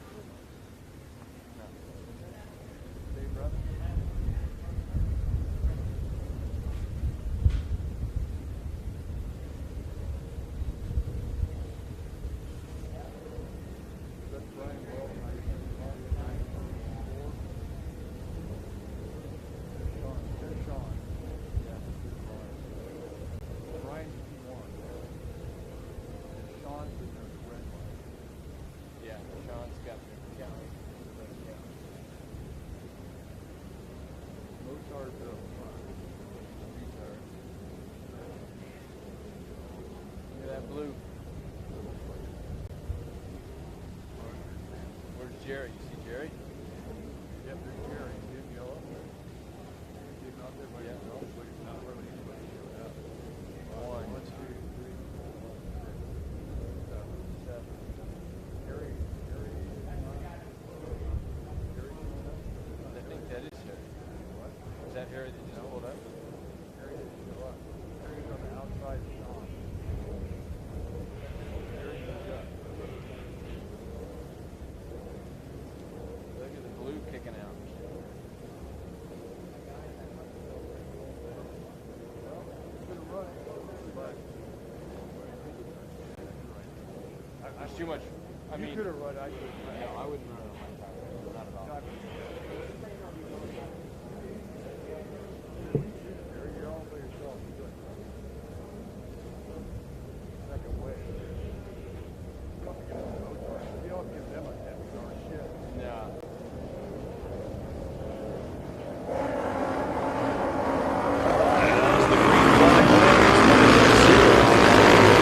And here comes bike number 9X, Kevin Calloway, from that second row to lead the field down in through turn number 1. That looks like it's going to be 97, Kevin Grimmel, and bike number 1, David Rutherford, as they work their way out of turn number 1 over to turn number 2. Meanwhile, 95X, Andy Walsh getting on the field as they take off here in the second wave for the next gen Superbike lightweight field. Meanwhile, up front out of turn number 3 over the crest of the hill, it is going to be bike number 9X, Kevin Calloway, leading Daniel Peters.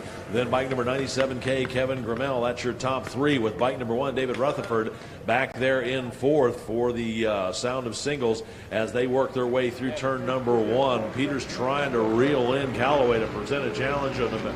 Can't quite do it. They are pretty much nose to tail out of turn number 6 over the crest of the hill down into 7, and turn number 8 they go as Peters continues to stalk Calloway here in the opening lap. Meanwhile, bike number 95, Andrew Malk, putting his head down, checking out on the rest of the field for the next gen Superbike lightweight field as they all spread out single file. Some of the back mark riders, or some of the back riders, gingerly working their way through turn number 1, or turn number 5 rather, over there, Charlotte's Web, as 95 Andrew Mullock doesn't seem to have any issues with it. Back up front for the Sound of the Singles race. Looks like Peters makes his move over there in the turn 9 area over by the museum as he leads bike number 9X, Kevin Calloway, by about 4 bike lengths as they dip and dive over through turns number 11, 12 over to 13 here on an exciting opening lap of a 6-lap race.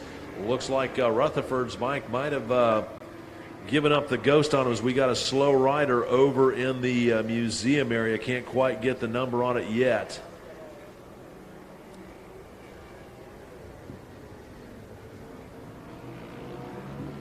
Race leaders out of turn number 17 onto the front straightaway. It is going to be bike number X0, Daniel Peters, leading bike number 9X Calloway by about 4 or 5 bike lengths that lap. Then it's going to be bike number 9X, Kevin Calloway, back there solidly in that 3rd place position for the Sound of Singles. There comes Rutherford by, so he wasn't my mystery rider over there, still trying to get the number of the rider that had a mechanical over there in the museum turn as Rutherford starts his next lap. Then for the next gen Superbike lightweights, it's going to be bike number 95, Andrew Malk, still leading this one. 2nd place in that field belongs to 92S, Sean Smith. So he's running back there in that 2nd place position. And then for 3rd in class right now, it's going to be bike number 62X, Robert Hillman, running in 3rd for the next gen Superbike. Meanwhile, up front for the Sound of Singles, looks like X0, Daniel Peter, continues to stretch out his lead, holds about a 6 bike length advantage over that 2nd place rider, bike number 9X, Kevin Calloway, as they work their way over by the museum turns. Looking back through the field, 8th place belongs to 3N Jerry Nickel. 9th is 55T Eric Eads, as the rest of the field working their way around on lap number 1, or starting lap number 2 rather. Meanwhile, up front, Daniel Peters continues to stretch out his lead, holds about 8 to 10 bike lengths over Kevin Calloway on bike number 9X as they disappear back over into the 13, 14, and 15 turn area.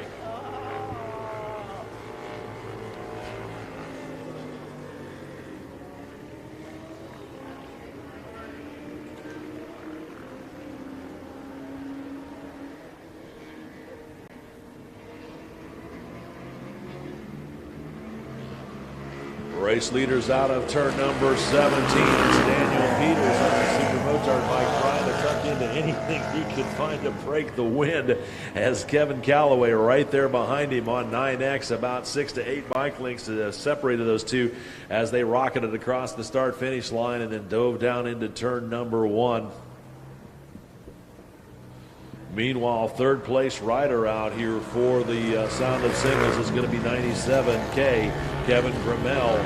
As there's a pass for the lead is Kevin Calloway. 9X gets a great drive out of turn number 3. Not sure if Peters had a bit of a moment back there or what, but Kevin Calloway rockets past Daniel Peters on X0 as Peters tries to get it gathered back up, drops back a few more bike lengths. So I'm not sure if he had a moment or if he's having a mechanical issue, as Kevin Calloway on bike number 9X absolutely blew past him out of turn number 3 over the crest of the hill down into Charlotte's Web. It looks like Peters got it all straightened out at the crest of the hill over there in 6th, but Calloway was doing his best to check out, had about a 12 or 14 bike length advantage over him as they disappeared over back in the back section towards the museum.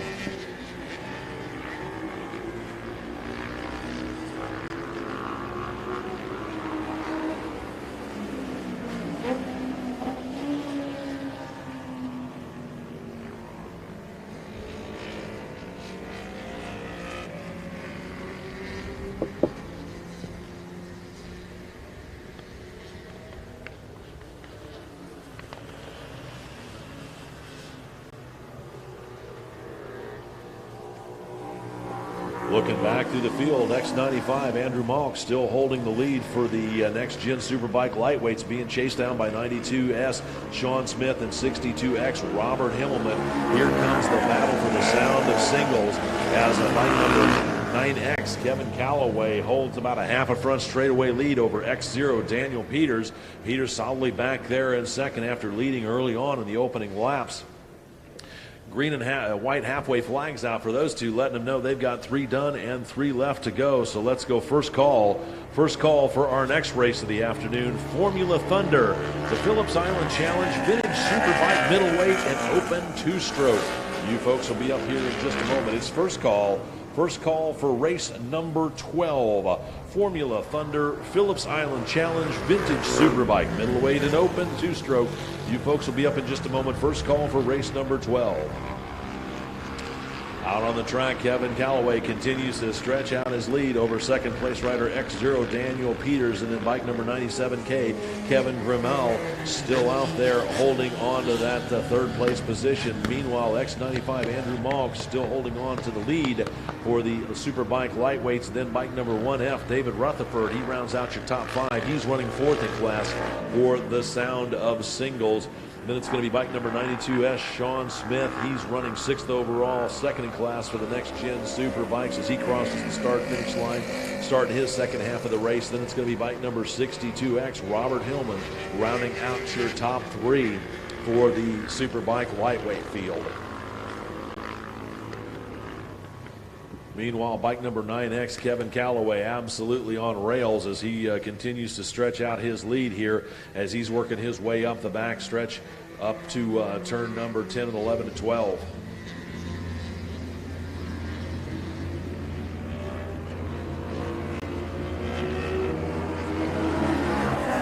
Race leader across the start-finish line as he puts another rider down a lap as he's got almost a full front straightaway lead over second place rider X0, Daniel Peters, solidly back there in second. Everybody having seen halfway, so whatever happens, this will be a full race.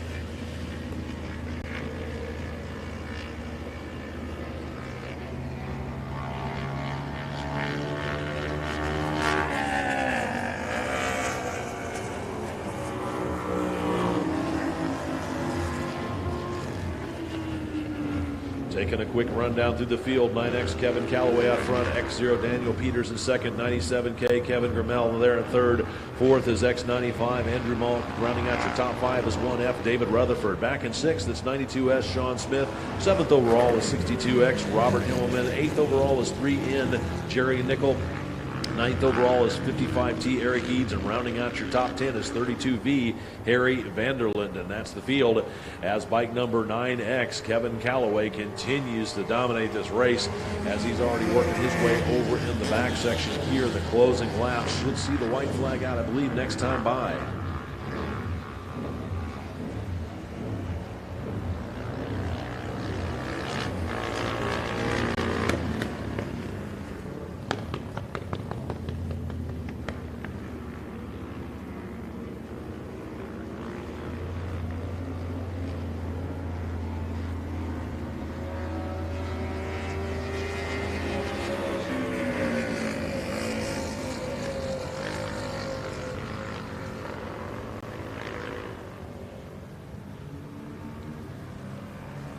White flag in hand for the race leader. Bike number 9X would be Kevin Calloway, who managed to work his way into the lead just before the halfway and has not looked back as he continues to stretch out his lead, looking back towards turn number 17. Here comes your second place rider, bike number X0, Daniel Peters, as he sees the white flag. Let him know he's starting his second lap as he dives down, or last lap rather, as he dives down into turn number 1. Meanwhile, race leader 9X Calloway out of turn number 3 up over the crest of the hill down into Charlotte's Web on his final lap. Then it's going to be 62X across the line. Robert Hillman, he's down a lap but still holding on to third for the next gen Superbike lightweights as he sees the white flag starting his next lap.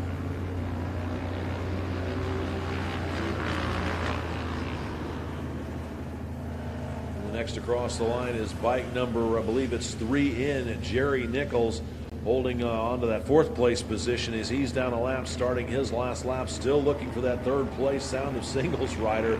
It's going to be bike number 97K, Kevin Grimmel, as he sees the white flag starting his last lap.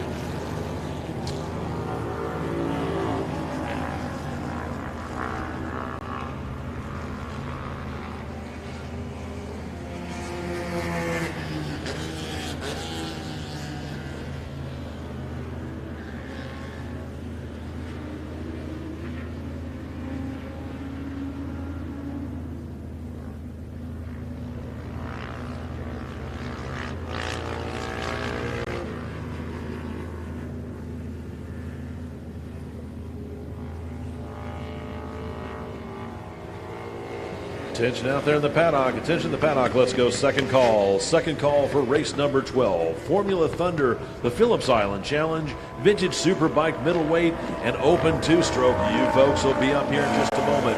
It's second call. Second call for race number 12. Formula Thunder, Phillips Island Challenge, Vintage Superbike Middleweight, and Open Two-Stroke. Second call for race number 12. Second call.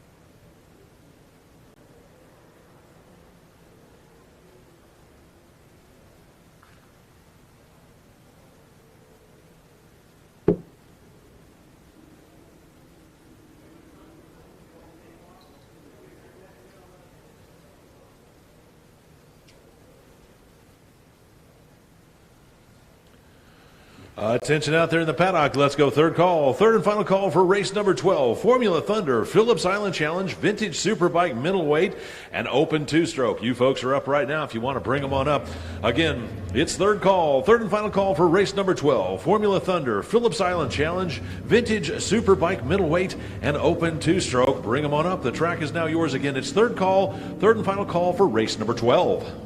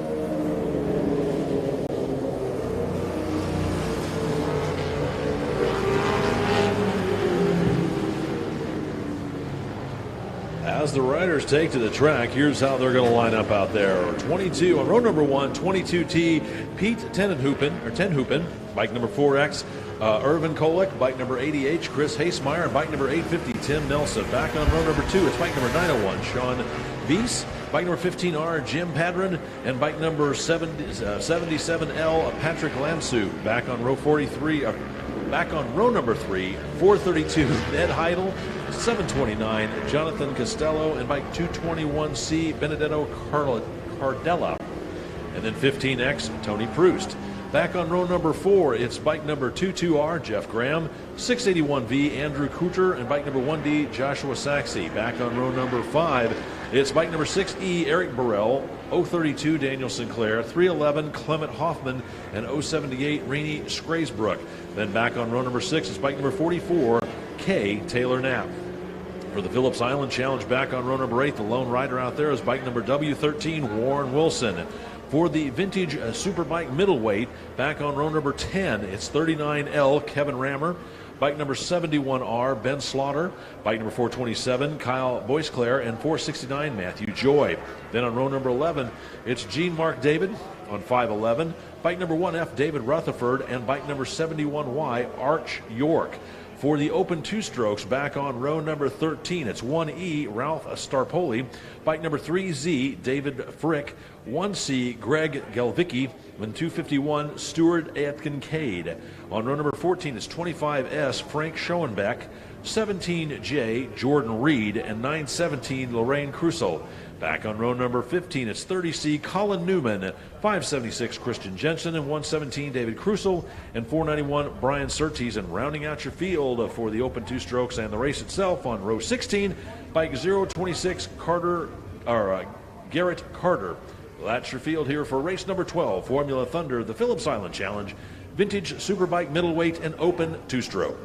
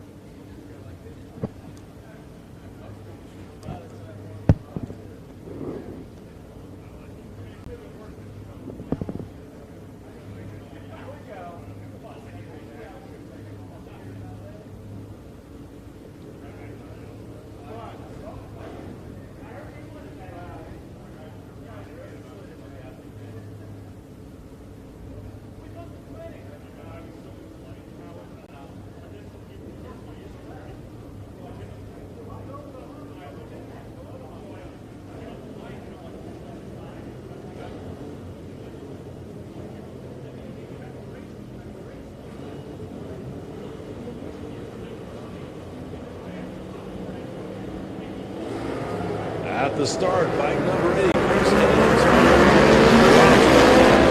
a jump on the field as he leads everybody down in through turn number 1. Some mid-pack dicing as they got a little crazy through the exit of turn number 1 there as everybody cleanly away.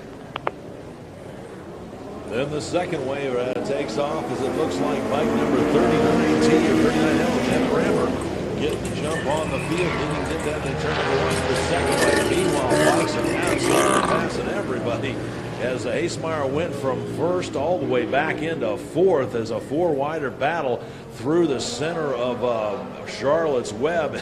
Everybody trying to figure out who's going to lead and who's going to follow as the three bikes start to really go up through the gearbox and rocket down that back straightaway out of turn number 6 over into turn number 7, down into 8 and over into 9 for the museum turn. So we'll get a full running order here for you in just a minute. But man, these guys up front, 4 riders out there not wasting any time trying to get out in the lead here and make a dominant statement in the opening laps of this 6-lap event.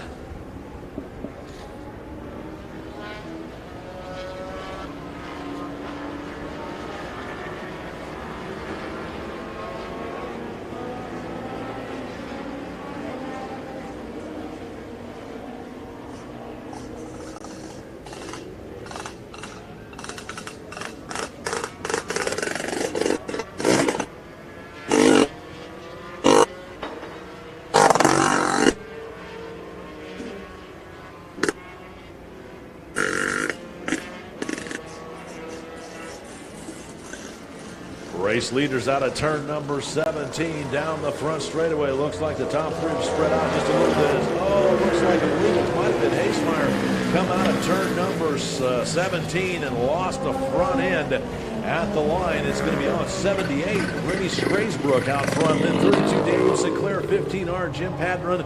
Then in the top 4 is bike number 850 Tim Nelson and 1D Joshua Saxey, as that is your top 5. I know Hasemeyer was up there running towards the front. Looks like he's got the bike picked up. Tough break for, I believe it was Hasemeyer, still trying to get a confirmation.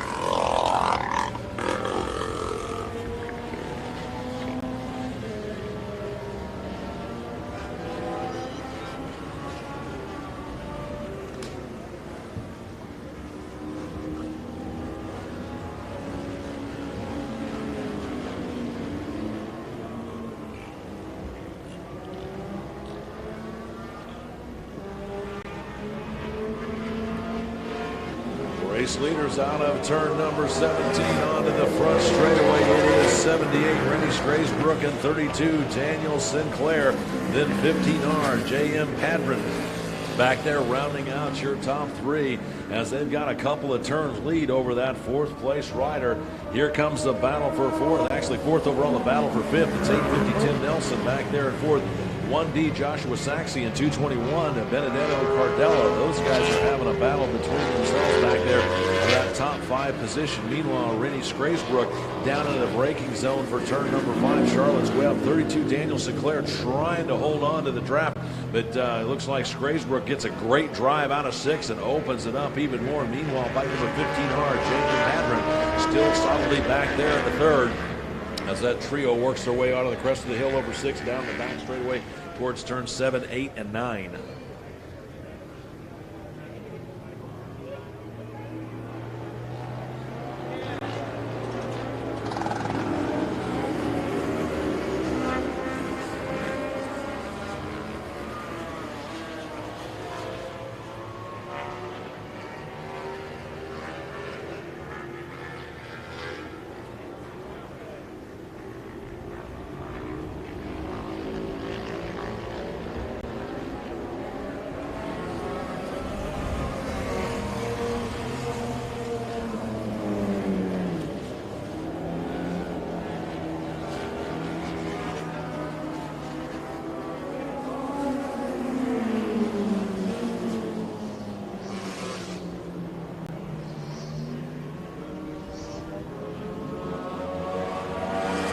race leader already working around some of the back markers here as they hit the halfway point. It's 78 Rennie Skaysbrook out front with bike number 32 Daniel Sinclair and 15R J.M. Padron start the second half of their race. With the halfway flags out, let's go first call. First call for race number 13. First call for race number 13. Battle of the Twins, 900cc and open. Motard and Sportsman 750. You folks will be up here in just a moment. It is first call for race number 13. Battle of the Twins, 900cc and open. Motard and Sportsman 750. First call for race number 13.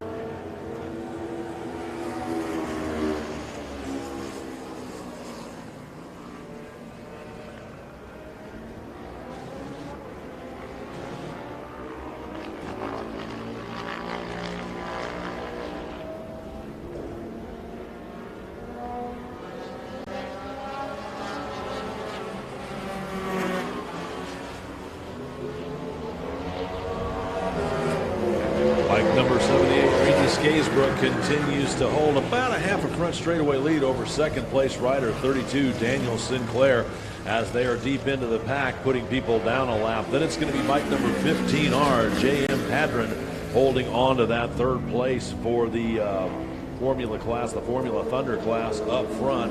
Then we got one of the lap riders coming across, a couple more lap riders across the start finish line. Still looking for that fourth place rider, bike number 850. Tim Nelson as he works across the start finish line. Then 1D Joshua Saxon or Saxey right back there battling it out for that fourth and fifth place position in Formula Thunder.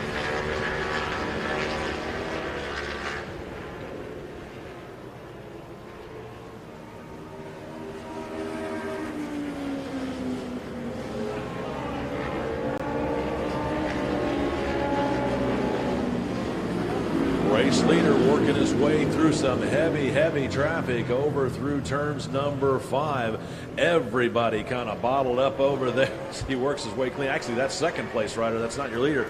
Second place gets around about 6 bikes coming into Charlotte's Web over to the other way. So Sinclair had his hands full trying to work his way through there. Meanwhile, 15R J.M. Padron right there at the tail end of it, his turn to try and pick his way through all of those riders as they spread out a little bit, working their way over through the turn 7, 8, and 9 area. Meanwhile, bike number 78, Rennie Skaysbrook, really put his head down, stretching out his lead, working his way over through the turns 10, 11, and 12 area right now. A white flag coming out here in just a moment for your race leaders. There he comes across the start finish line. I actually lost it just a moment ago as he crosses the start finish line.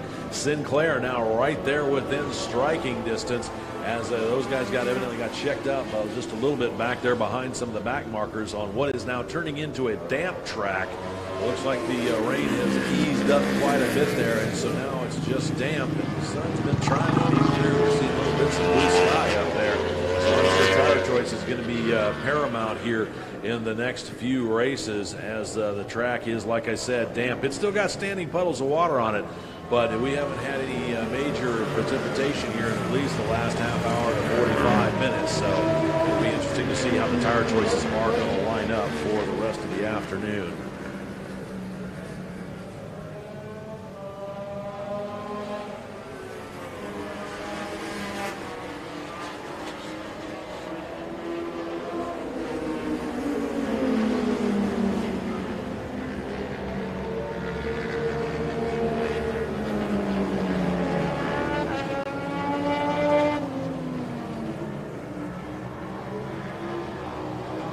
race leader, bike number 78, Renee Skaysbrooks, continues to dominate with bike number 32, Daniel Sinclair. They're trying to do something and reel him in as they're working their way over through the back section right now, waiting for him to come out on the start-finish line. I'm not sure if they've got a clean track in front of them or not, or if they're going to get more traffic.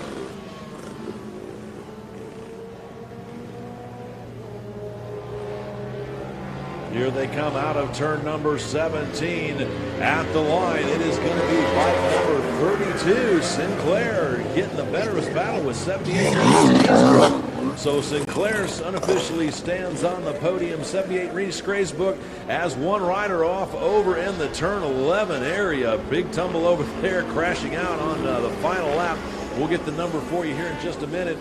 Looks like it's going to be still waiting for our third place rider to come back around. The 15R, there he is, J.M. Padron, taking the unofficial third there. Well, let's go second call. Second call for race number 13. Battle of the Twins, Motard and Sportsman 750. You guys are up here in just a second. It's second call. Second call for race 13. Battle of the Twins, 900cc Open. Our Motard and Sportsman 750. Second call for race number 13. That guy went for it, huh? He's back there. His air vest went off.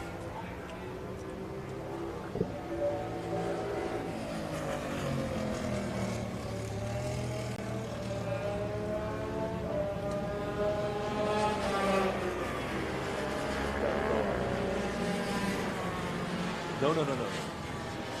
Skatesbrook came in second. I don't know how Sinclair got around him, but he did.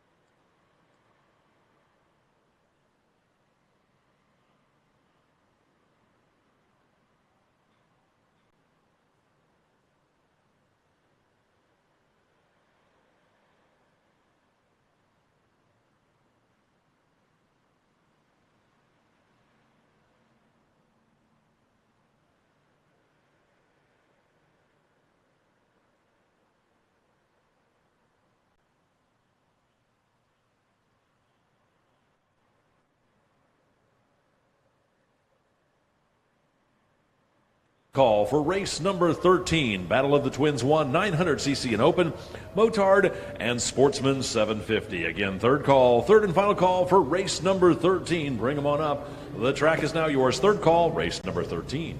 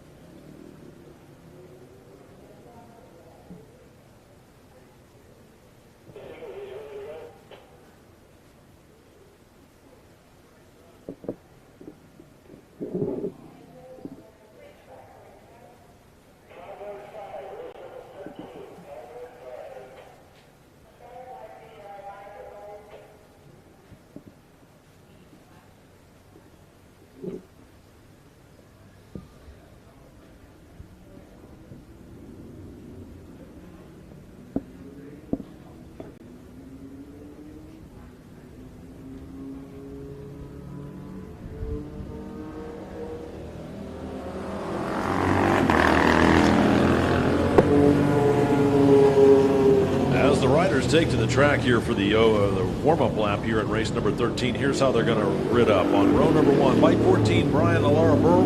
Bike number 35R, Scott Billings. Bike number 553, Paul Canale. And bike number 901, Sean Weiss. Row number 2, it's bike number 90, Lee Trollope. Bike number 46, Bob Robinson. 878, Peter Kosasik.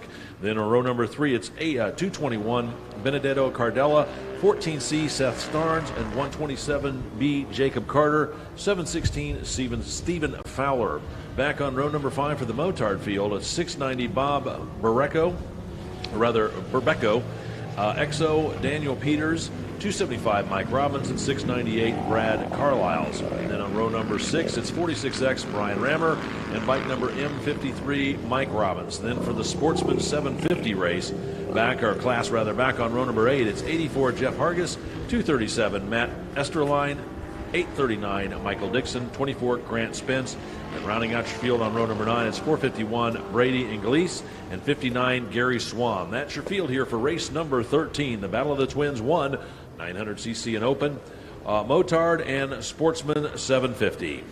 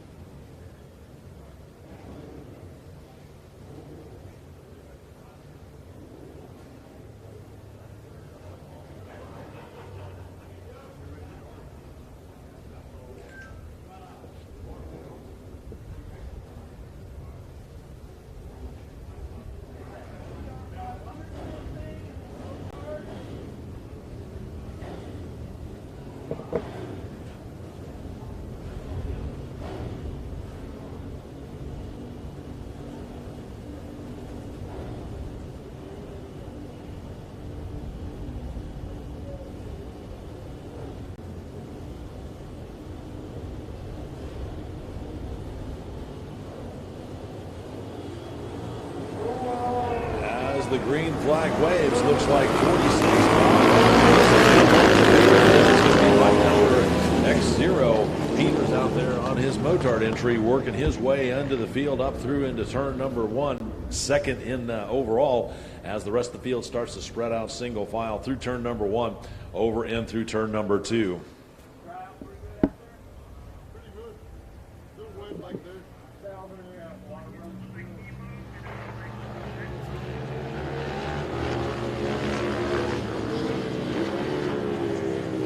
Looks like Peters works his way around Bob Robbins, so XO, Daniel Peters up to the lead. Then it's going to be Bob Robbins back there on 46.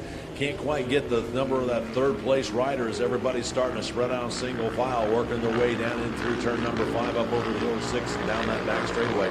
We'll get the full running order for you in just a moment when they complete lap number 1.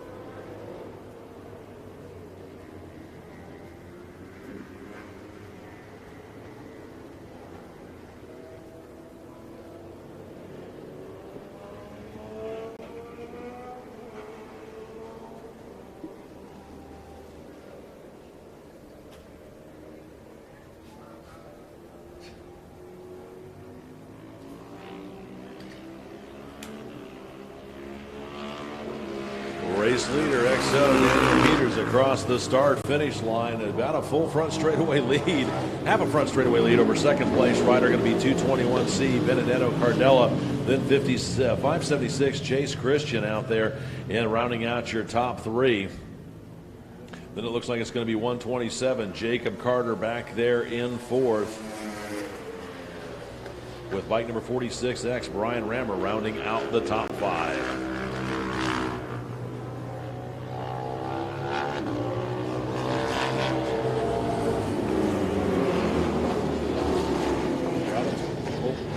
Pull up. No, there he is.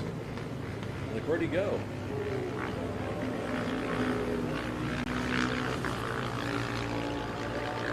Oop. One rider off over into turn 5 area. We'll try and get the number here for you. I have a feeling it was our third place rider, Christian Jensen, but I can't quite tell from here, as trying to pick the bike up over off the side of the track.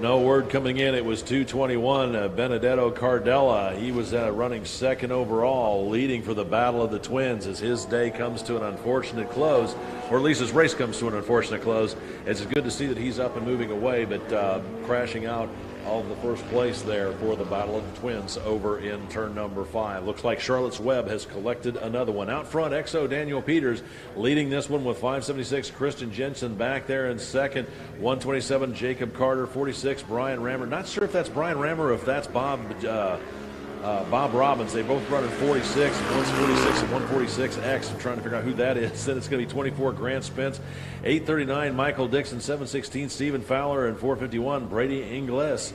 That's your field as that runs through the top 10 as the leaders start in his second lap.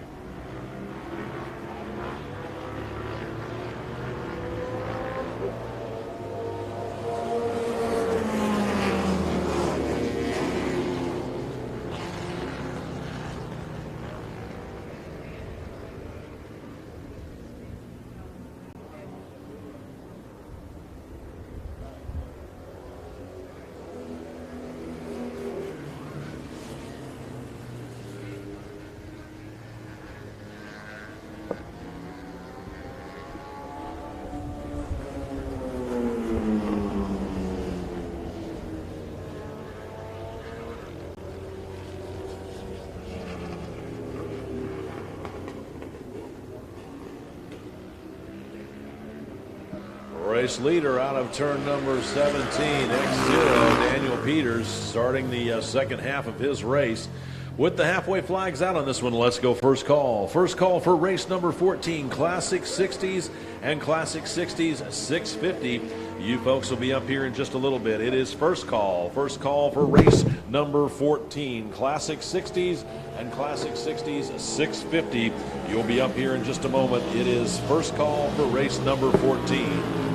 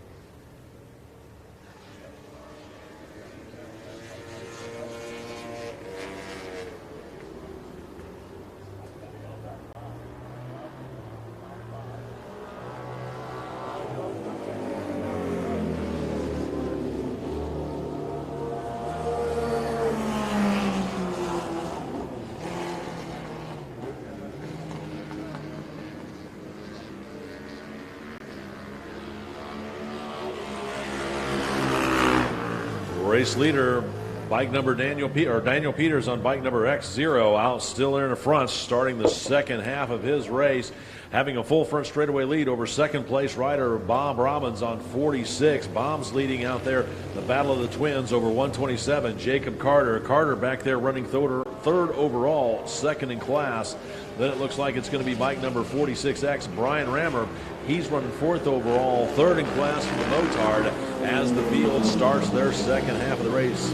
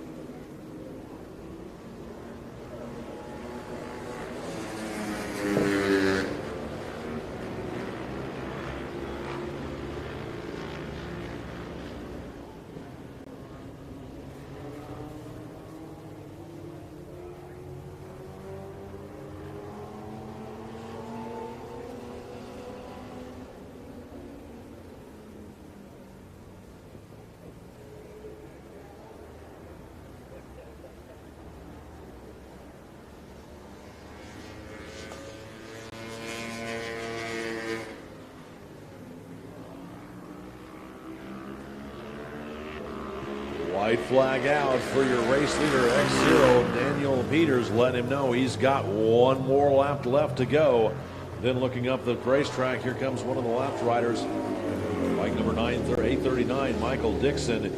He's back there running, actually he's leading for the sportsman class, sportsman 750.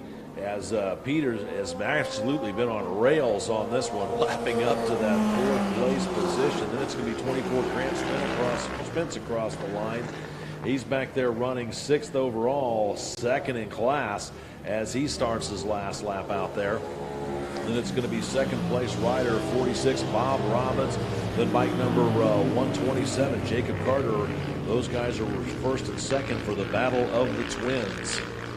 With the white flag out on this one, let's go second call. Second call for Classic 60s and Classic 60s 650. You folks will be up here in just a moment. It's second call. Second call for race number 14. Classic 60s and Classic 60s 650. Second call for race number 14.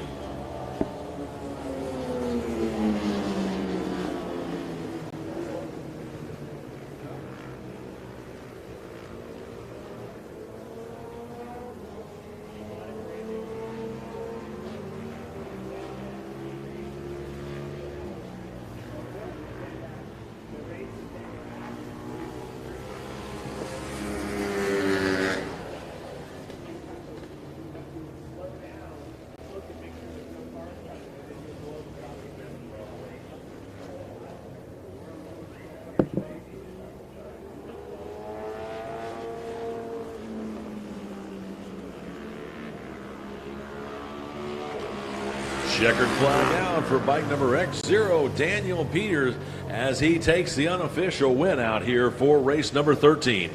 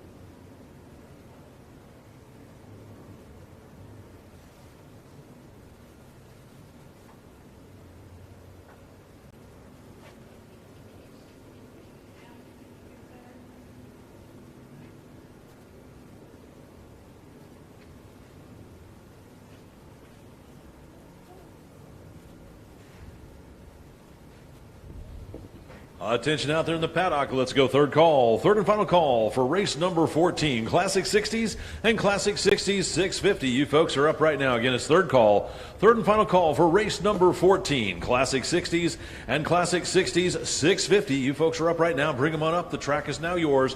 Third call for race number 14.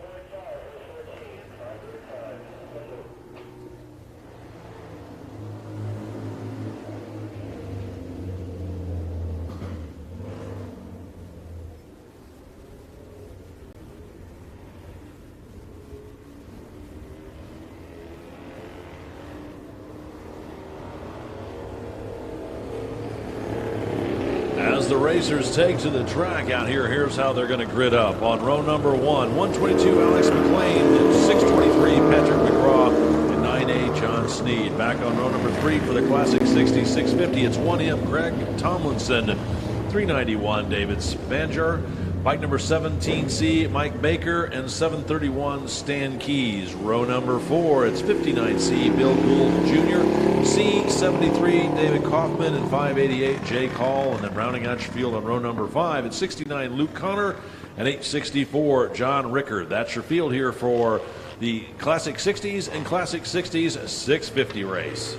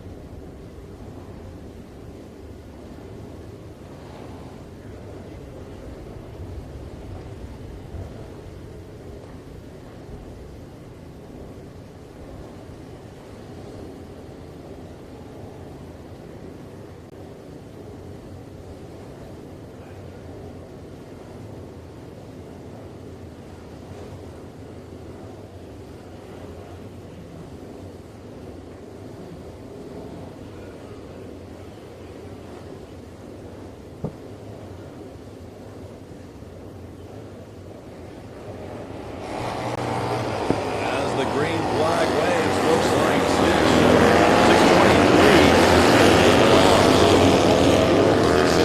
Number 140 or 122.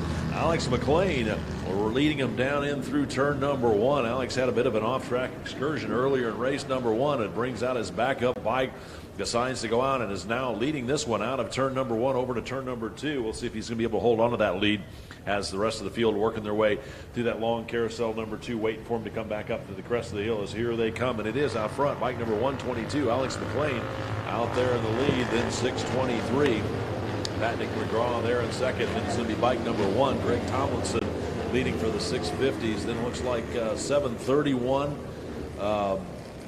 That's going to be Stan Keys working his way up into second place past, it looked like it was 37, but I couldn't quite get the number as they're working their way out of Charlotte's Web. We'll get confirm the full running order here for you when they complete lap number 1. As out front, it's bike number 122, Alex McLean, putting his head down trying to set sail with bike number 623, Patrick McGraw back there in second for the Classic 60 field.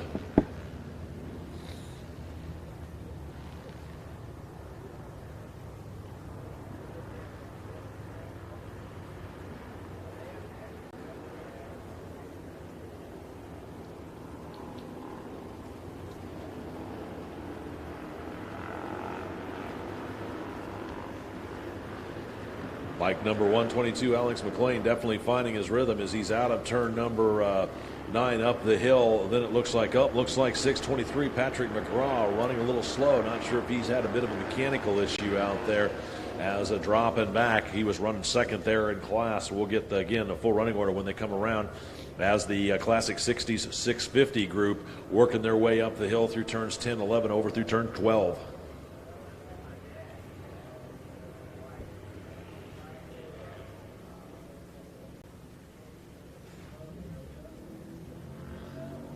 Race leader out of turn number 17 to thunder down the front straightaway and across the finish line to start his second lap. It is going to be rider 122, Alex McLean. Has almost a full front straightaway lead over second place rider. Looks like that's going to be bike number 1 in, Greg Tomlinson. Out there, he's leading for the Classic 60s race. He's got almost a full front straightaway lead between him and the rest of the pack. As here they thunder down the front straightaway. It's going to be 731 Stan Keys, 391 David Sanger. That was my mystery rider. Then bike number 17C, Mike Baker. He rounds out your top 5. 59C, Bill Gould Jr. back there in 6th. And 864, John Rickard, back there in 7th. So Tomlinson leading for the Classic 60s. 650, and then it's going to be bike number 731, Stan Keys, and 391, David Sanger, rounding out those top 3 in class as 122, Alex McLean, wastes no time putting his head down and checking out on the rest of the field. Then it's going to be bike number 1 in, Greg Tomlinson. He's got a lonely lead out there in second place overall. Then a battle for 4th through 6th as the field dives down into Charlotte's Web one more time.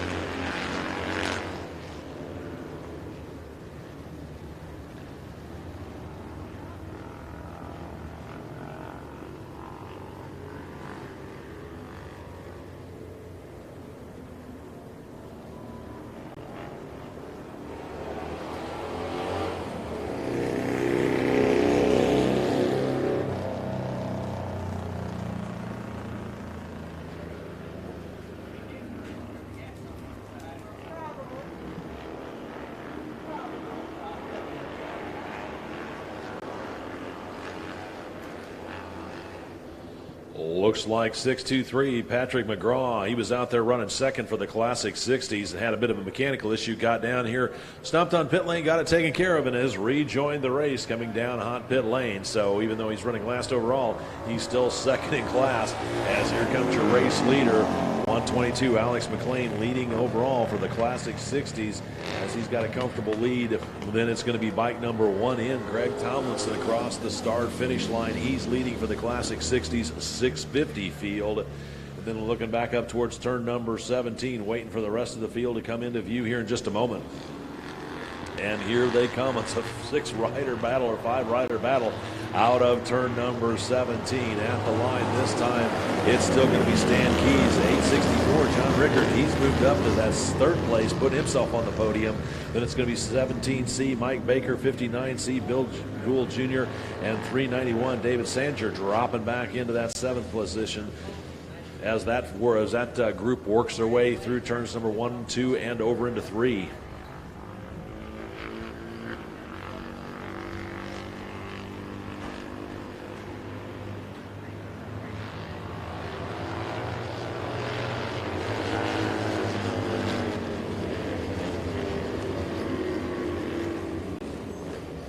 Looks like 864. John Rickard has finally found his rhythm and his stride as he works his way past Stan Keys, puts himself up on the 2nd step of the podium.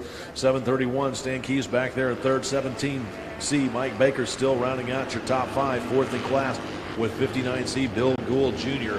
back there at 6th overall, 5th in class as they work their way out of Charlotte's Web up through turn number 6 over into down that back straightaway into turn number 7 and 8.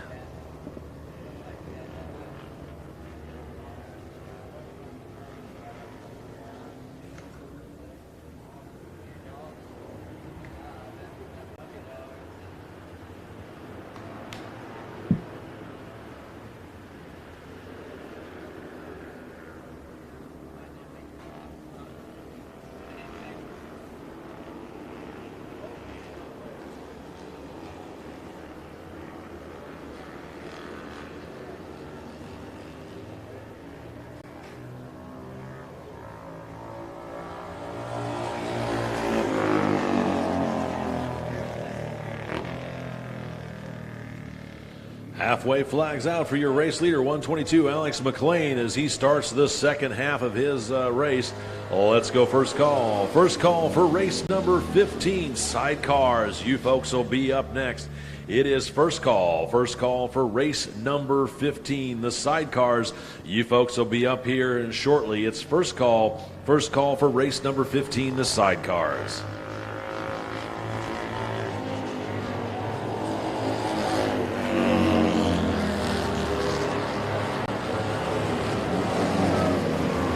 Looks like 391, David Sanger working his magic out there. He was about 5th or 6th that last lap. Now he's up to 4th, putting himself on that 3rd step of the podium. So Alex McLean on 122 leading out there for the Classic 60s. 1M, Greg Tomlinson leading for the Classic 60s 650 class. Then it's 864, John Rickard 2nd, and bike number 391, David Sanger back there in 3rd as those guys have all started to spread out. And then it's going to be bike 731, Stan Keys, and 17C, Mike Baker rounding out your top 5 in that class.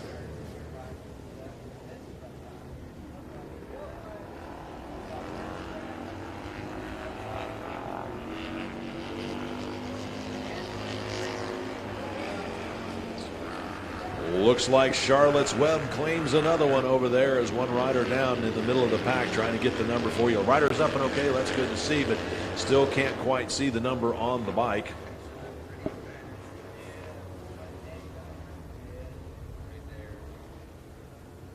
Oh, a tough break for David Sanjar. He crashed out of 3rd place in that 60s 650 race. So as his race comes to a premature end, good to see that he's up and walking okay, but a tough break for 319. David Sanjar is just can't hold on to traction through the middle of turn number 5. So that means 731 Stan Keys should inherit that 3rd place position. We'll get the running order for you here in just a moment. Here comes 122, Alex McLean. He starts his next lap as the sun starts to peek out here just a little bit here in race number 14.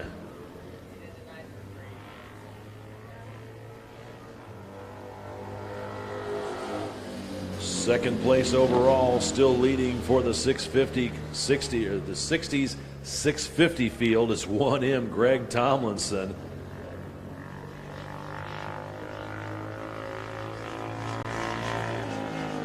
I don't know why. Yeah, thanks. Appreciate it.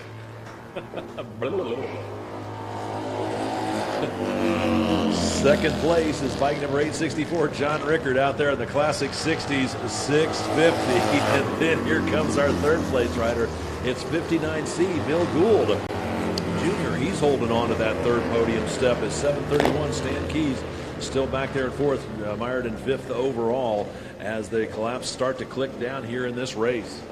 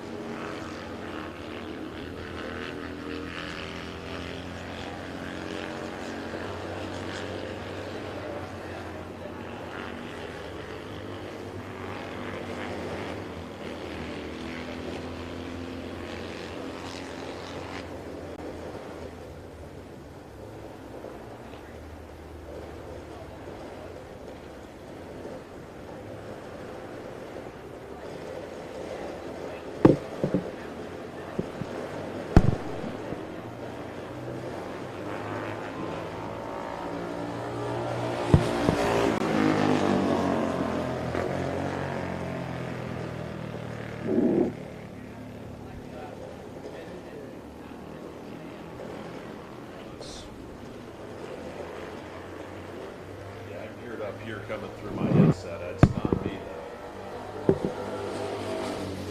Out there, 122, Alex McLean. Then it's going to be bike number 1 in. Greg Tomlinson back there in second, starting this final lap here in race number 14.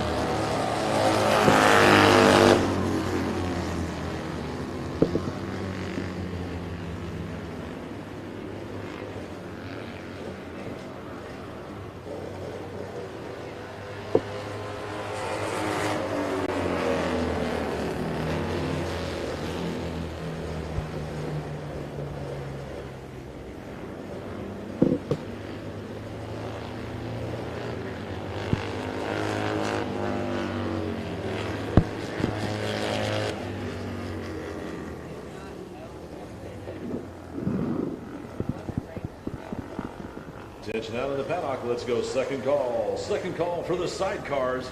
You folks will be up here in just a moment. It's second call. Second call for race number 15, the sidecars. You'll be up in just a moment. It's second call.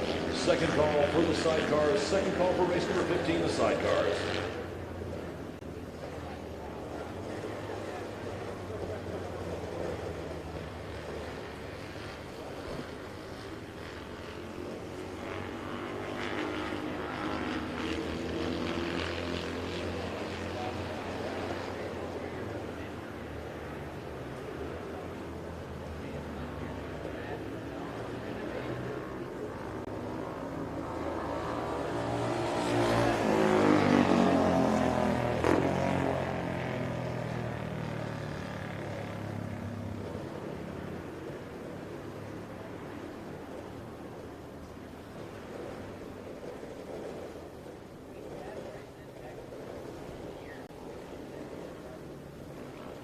Word just coming in over into turn number 17. Looks like bike number 59C, Bill Gould Jr., has a bit of an off-track excursion over there. He was running third in class as he doesn't quite make it over to that last turn. So unofficially, as the checkered flag flies, it's 122.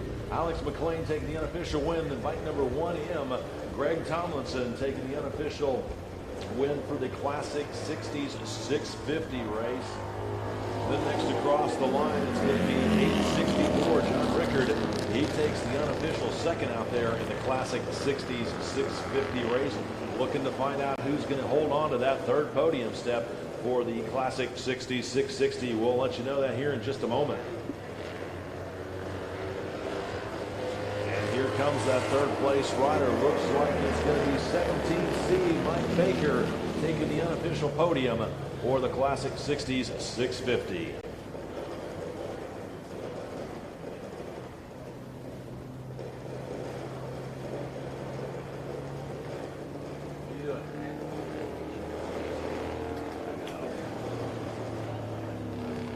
I heard it, everybody's down there was talking about static. I don't know what it was myself. I mean, I moved everything around. Everything was off. Okay. Really? Huh. That's interesting.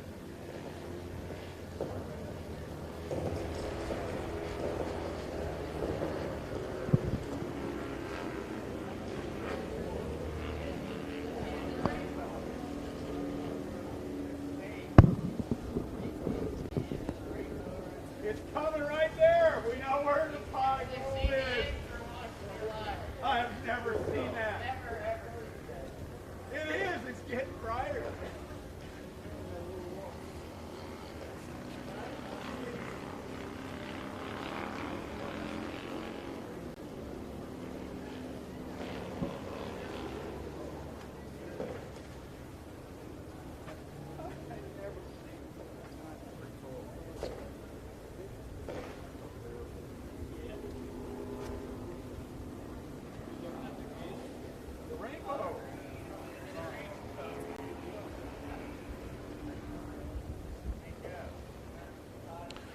Attention out there in the paddock. Let's go third call. Third and final call for race number 15, the sidecars. You folks are up right now. If you want to bring them on up, we'll send you out for your event. Again, it's third call. Third and final call for the sidecars. Come on up. The track is now yours. Again, third call. Third and final call for the sidecars.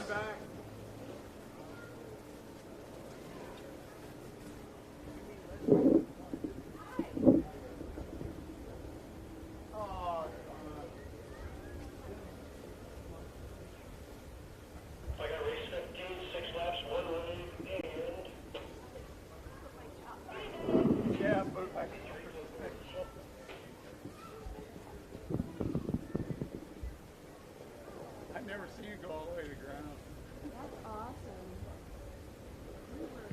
As the riders in the sidecar field get ready to take to the track, here's how they're going to line up. Out front on SC Modern Sidecar USF1, it's going to be rig number 111, George Boris Stroud with B. Hazen as the passenger.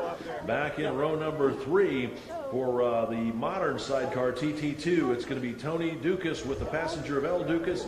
And then it's going to be bike number S46, Dale Lavender with the passenger of M. Lavender.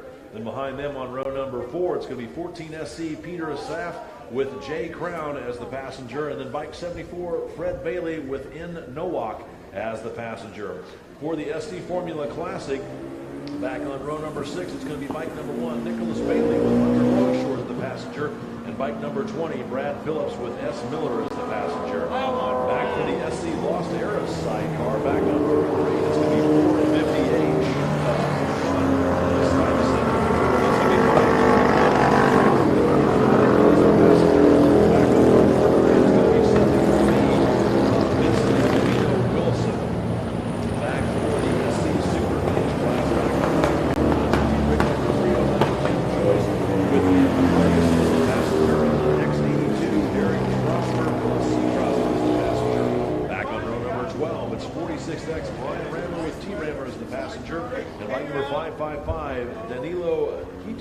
With B.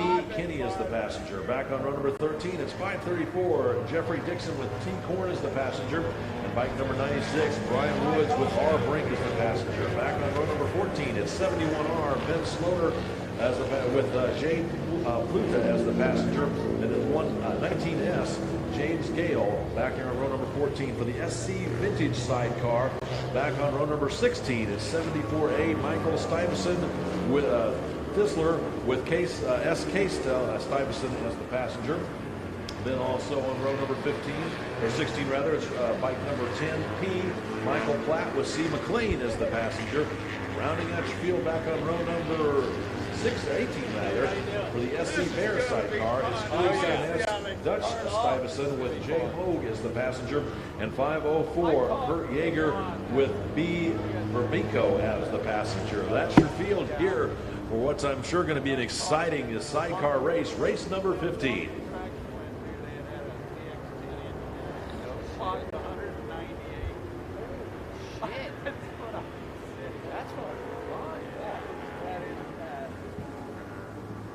Dave looked good out there. Oh, yeah, he was on rails, man.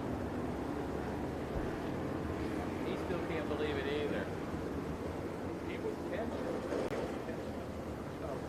know. He was lucky taking off. I think he was 6 overall. Yeah, Mike actually looked good. Quicky on down there. Mike's bike.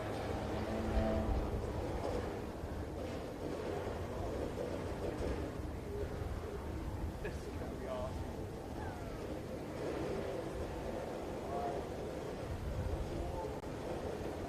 That is a lot of sidecars in there. Yeah, usually they only have like 2 or 3, but Barber brings them out. There's still a lot that aren't normally here. I mean, that are normally here, there aren't here. Yeah. I asked Mike, I said, how much with the crowd? I said, what do you think? Am I okay here? Nope, you're fine. Okay, thank you. Thank you for asking. I appreciate that.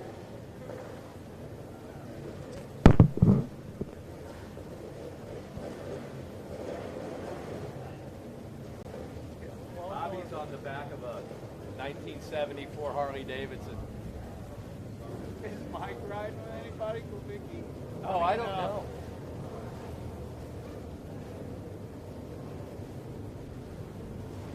There are a lot out there. These ought to be fun. Some of them are slow as shit, too. Yeah. Oh.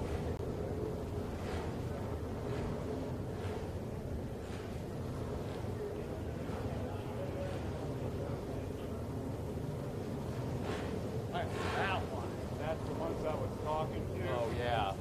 She's kind of cute. Is she? Is she the driver? She's the monkey. Okay. I didn't know if her husband. So I stayed back. Usually there's 2 chicks that come here, and one drives and the other one's a monkey.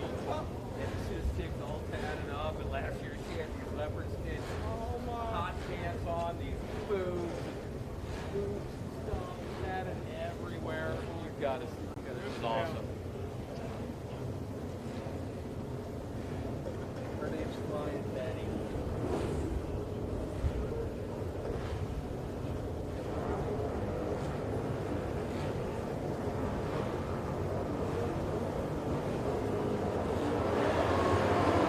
As the green flag waves, looks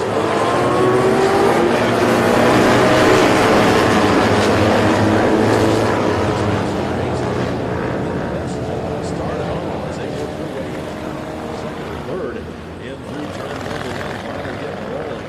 Big field here, working their way through turn number 1 in the opening laps. Really interesting to see how some of these sidecar rigs are set up with the chair on. Some of them have a chair on rider's left, other ones have the chair on rider's right. As the field starts to spread out now, single file, the rider breaking away, really taking off down in through Charlotte's Web as everybody starts to spread out single file down in the braking zone as they're working their way down into turn number 5 here on the opening laps. Looks like most people are taking a pretty conservative wide line. Whoop, one of the riders spinning out over there in Charlotte's Web, but still managing to stay up on 3 wheels as they try to get themselves out of the way. Not sure what the number is on it, but it's a tough break. They have slid around, but they are still, like I said, they're doing good trying to get the bike refired and get back in and join the race. No harm, no foul, as long as they can get going in that wet grass. They got a whole Meanwhile, race leaders already out of turn number 5, or turn number 8 and 9 over in the museum turn as the field again starting to spread out single file. We'll get the running order here for you in just a moment. That would be. Oh, you might stay back from that camera, ma'am. Oh, I'm sorry. That's okay. Yeah. You've got Dale out there. Go ahead. No, you're fine.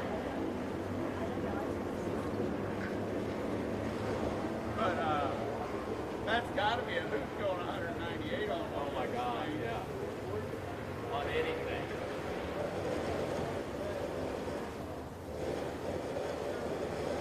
They need to get a little water in there. Race leaders out of turn number 17 here onto the front straightaway. About to have a front straightaway lead at the line. It's going to be the rig of 14SC, Peter Essa and Crown as the passenger. Then the second place is going to belong to bike number 1, Nickel Bailey, with I believe it's going to be Hunter Strongfield out there as the passenger. Then bike number 20, Brown Ford.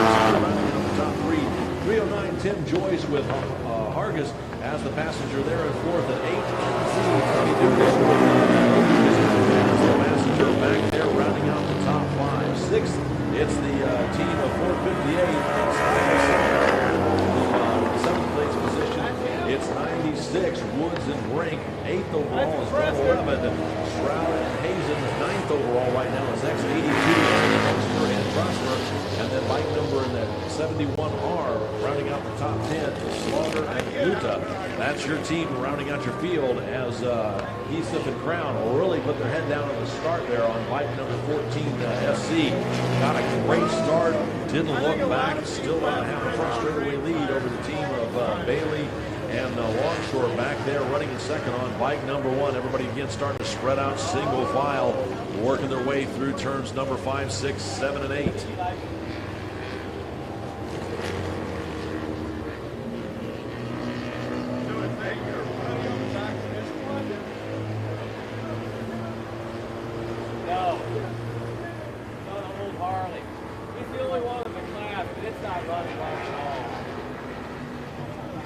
Looks like Bailey and Longshore trying to reel in Heathcliff and Crown as they have really closed the gap on that lead riders as they that duo works their way up in through turns 13 over into 14 here.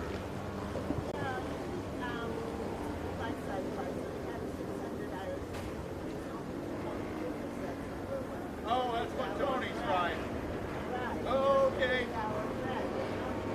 Got it.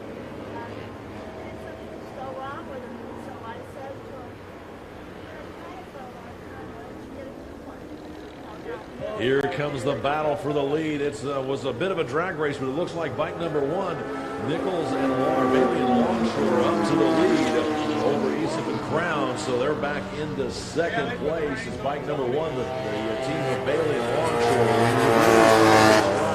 Then it's going to be 309 and Joyce and Hargis as those guys battling up there in the top 3 overall. And Miller, and then rounding out the top 5, it's bike number 8, NZ of Dukas and Dukas back there. 6th place overall is 458 of Stuyvesant. Don't have their passengers named Sable. 11. Stroud and Hazen, 9th overall is X82 of Trosper and Trosper. Still rounding out your top 10. Looks like it's going to be 71R of Slaughter and Pluto. That's again your top 10 as Bailey and Longshore really set sail on the rest of the field.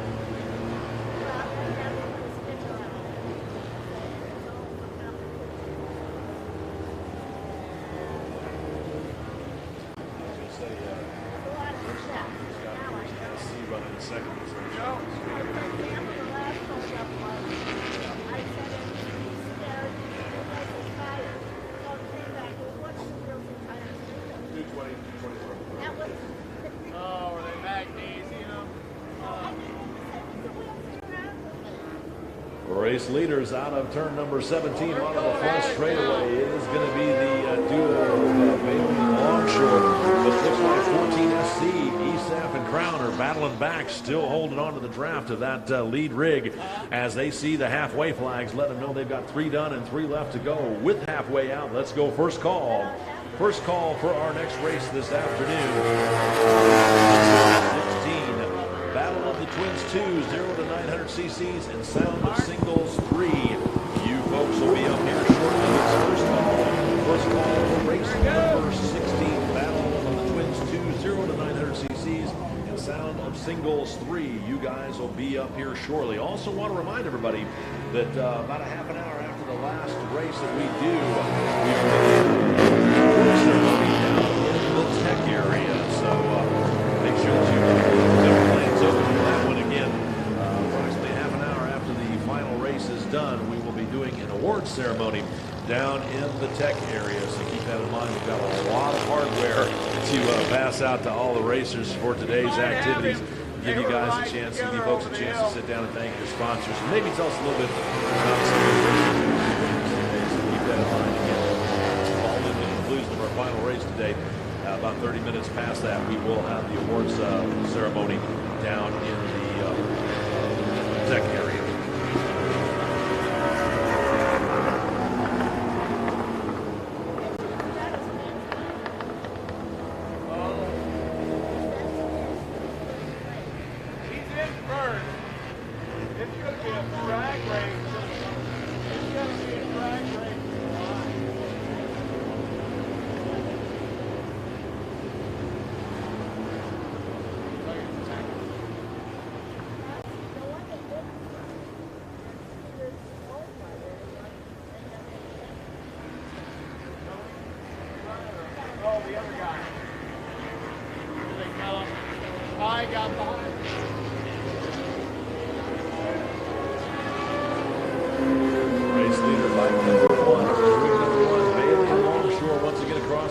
Finish line still being chased by 14 SC, Peter SF and Crown. That's their field, as they've got a couple of turns lead on that third place rig of 309. Joyce and Hargis waiting for them to come into view as they're working their way out of turn number 17 now onto the front straightaway. Looks like they've got at least a full front straightaway lead over that fourth place rig. Come back into view, and it should be 8NZ, the rig of Dukas and Dukas.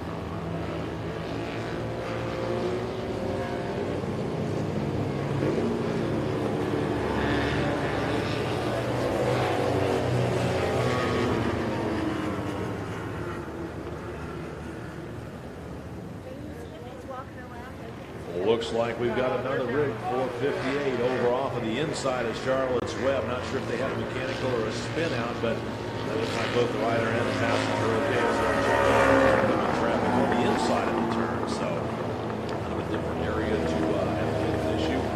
White flag in hand with a starter waiting for the team of bike number 1, Bailey and Longshore, waiting for them to come back around as here they come out of turn number 17. Bike number 1, Bailey and Longshore taking the, actually no, that's 14 SC, Peter Sepp and Crown. Those guys are out there in taking the white flag, letting them know they've got one more lap left to go. Where's Bailey and Longshore? That was one that's over turn number 9. It said 9 on the bike, not 1.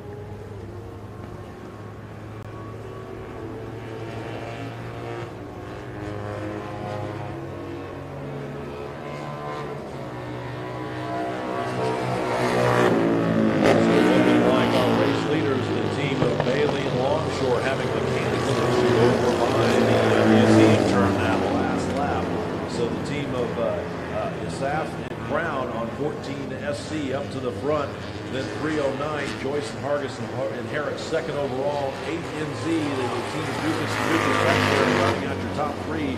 Woods and Brink on 96, they're back there in fourth, and Stroud and Hazen on 111, rounding out your top 5 as they're seeing their final lap. Then it's going to be Phillips and Miller on number 20 back there in 6th. Trosper and Trosper on X82 back in 7th. Rammer and Rammer back there on 46, X and 8.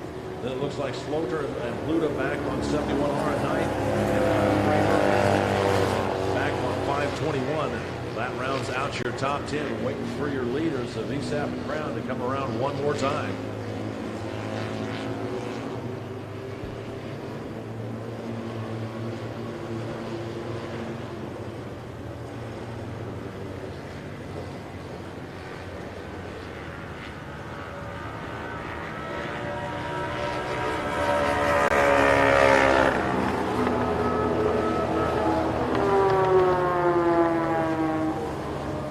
Checkered flag out for your unofficial race winners. Bike number 14C, Peter Asaf and Crown taking the unofficial win out here.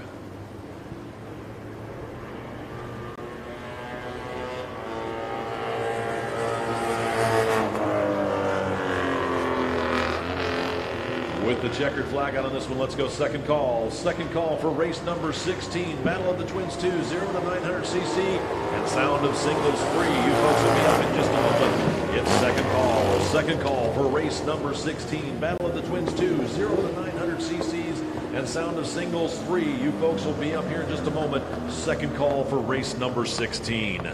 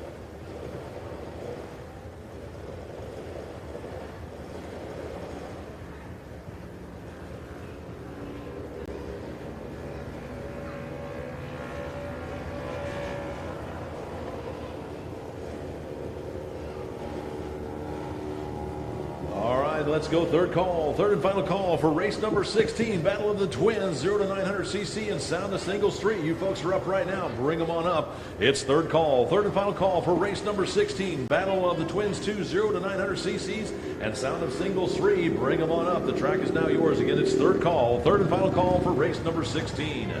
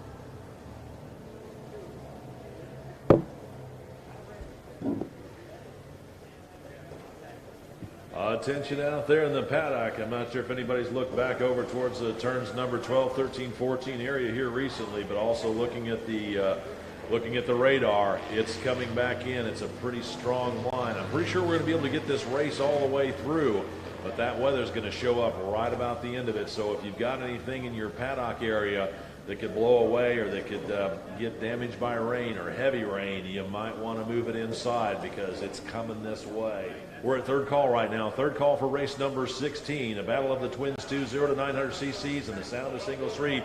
You guys are up right now.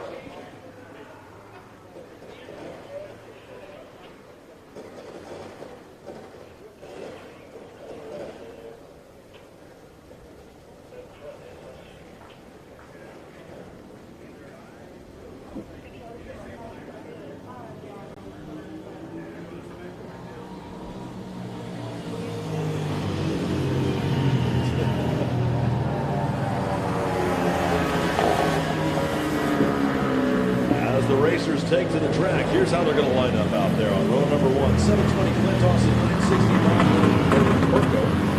Pecco, 15X Tony Proust, and 46 Bob Robbins. Back on row number 2 at 79 Hard Greg Light, 90X Mark Reynolds, and 222A Mark 10.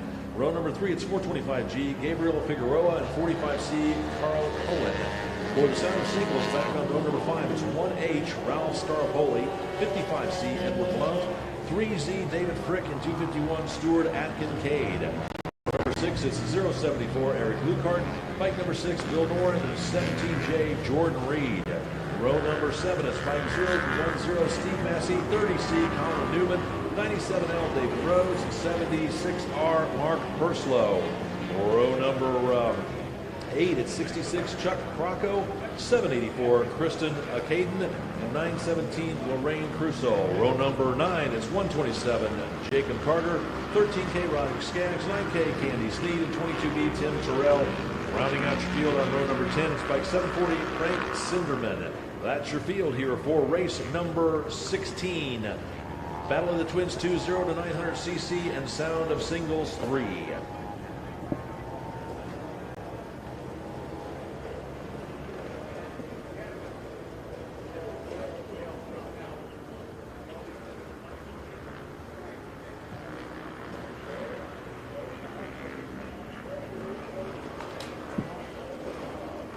Attention out there in the paddock. Need referee to pit in and hot tech now, please. Referee, please report to pit in and hot tech now. Thank you.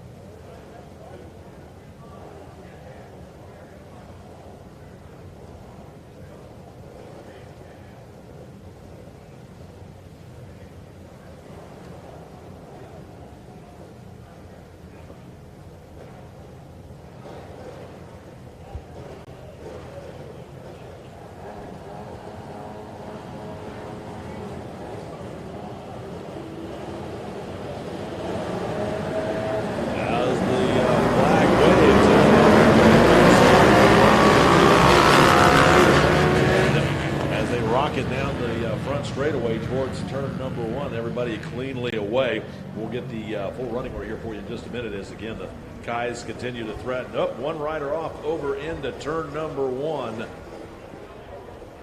Actually, 2 riders off. They got into each other over into turn number 1 as we got a Crimson adventure here this morning or this afternoon.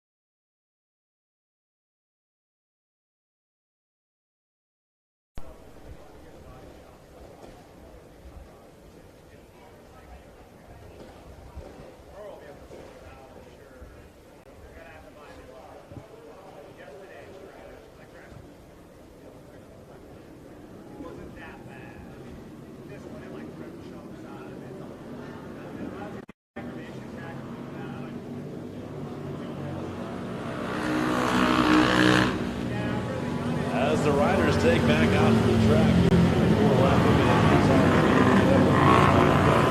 the good position. Back on row number 1. 720, Clint Austin. 91690, Bob Berbeco. 15X, Tony Proust. And 46, Bob Robbins. Row number 2 at 79R, Craig Light. 90X, Mark Reynolds. And 22A, Mark 10. Then 425G, Gabriel Figueroa, and 45C, Carl Cole back there on row number 3. For the Sound of Singles 3, back on row number 5, it's going to be 1H, Round Star Holy, 55C, Edward Blunt, 3Z, David Frick, and 251, Stewart Acade. Back on row number 6, it's 074, Eric Lukart, bike number 6, Bill Doran, and 17J, Jordan Reed. On row number 7, it's 010, Steve Massey, bike number 30C, Colin Newman, and 97L, David Rhodes, and bike number 76R, Mark Perslow. Row number 8 is 66, Chuck Bronco, and 74, Christopher Hayden, and 917, Lorraine Crusoe. Row number 9 is 127, B. Jacob Carter, 13K, Rod Skaggs, bike number 9K, Candy Sneed, and 22B, Tim Terrell, and rounding out your field on row number 10 at 740, Frank Sinderman. That's your field here for race number 16 as we're going to push this thing to 4 laps and hope we can beat the incoming weather.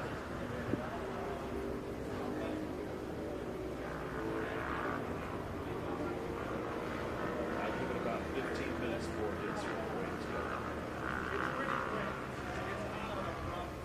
Well, that's the other thing too. It's 5. Well, I don't know what you get dark after 6:30.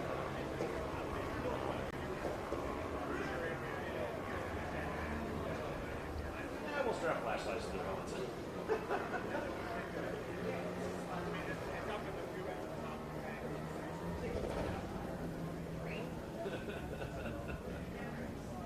Yeah, I'm just gutted. I was all right with crashing at one. Like, the guys are so nice to me. They took it down. I think so, usually. We're close. We're close. Well, you guys got that red still got to do the awards ceremony. Yeah, I was about to do the awards ceremony after this. Right. So, yeah, Right in front of the lady. probably, unless somebody else is going to do it. Everybody right there. Great. That one against the wall is the best. Oh, is it? Oh, really? I got no problem. I don't.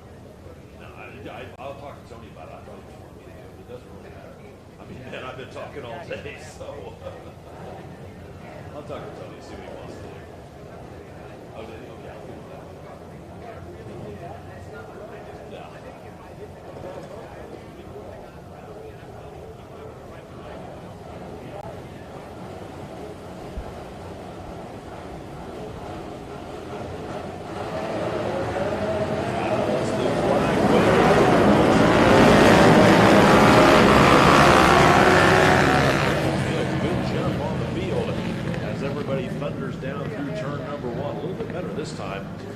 Starting to spread out single file here, working their way over through that long carousel number 2. Turn number 2, that is.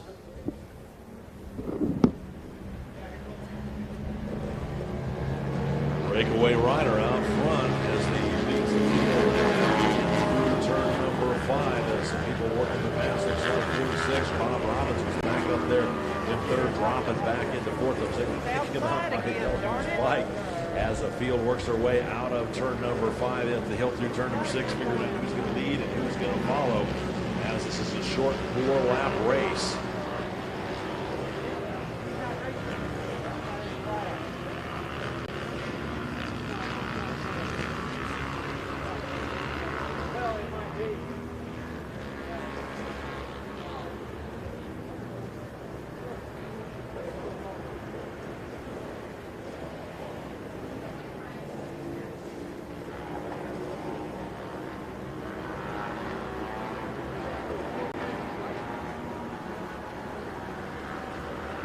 Got him.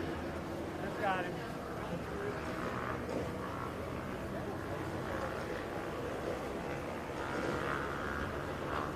The boys on him like right on right. Got him. Yes, yes.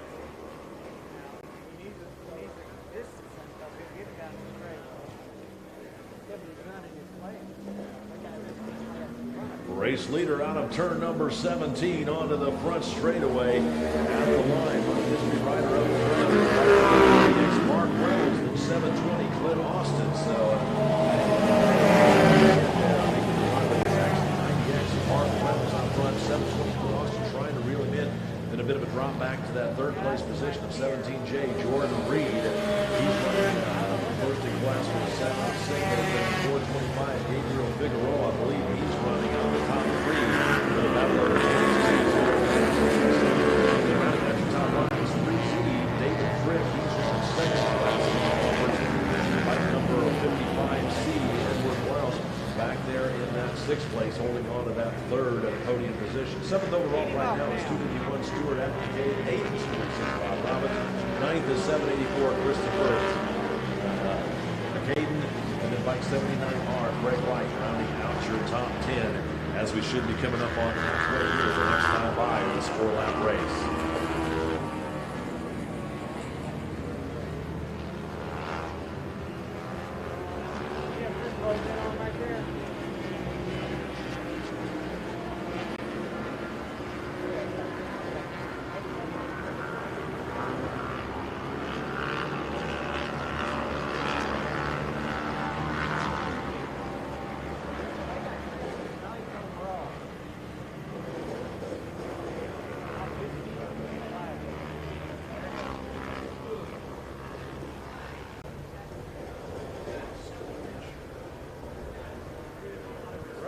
Rubber.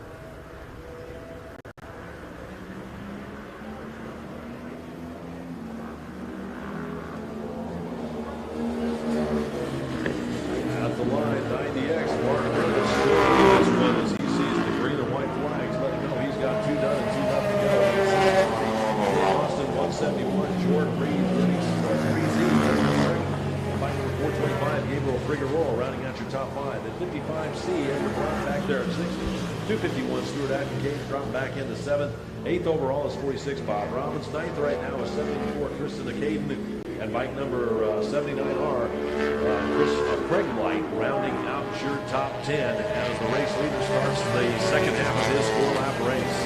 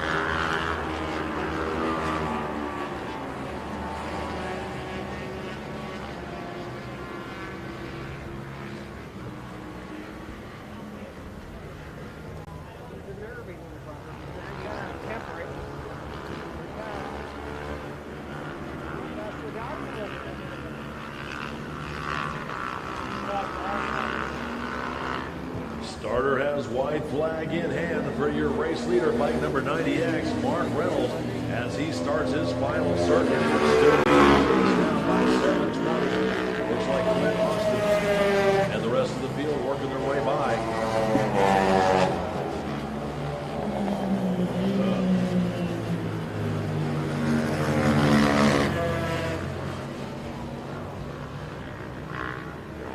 Spurs into her, Chris. Come on.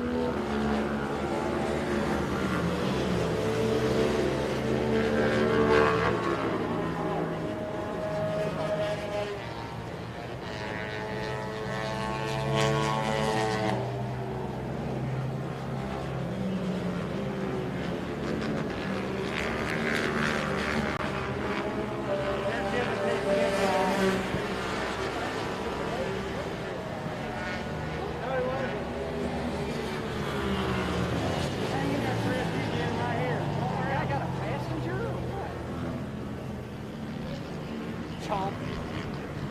Come on.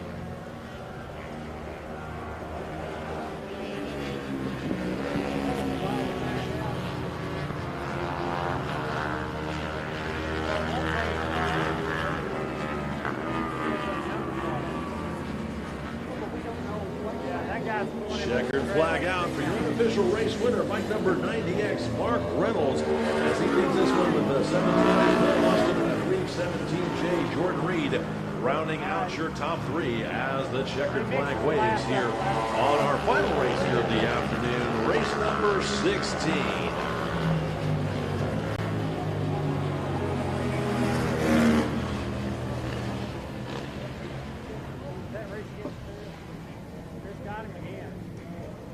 We'd like to thank everybody for coming out and racing with us today. It's looks like we're still having that front headed for us. Glad we were able to get this one in before it gets here. So again, if you've got anything in your pit area that you might have pulled out after it quit raining and you're afraid it's going to get wet, you might want to move it back in because there is a pretty nasty cell that's headed for us. I'm happy that we were able to get this one in before it hit.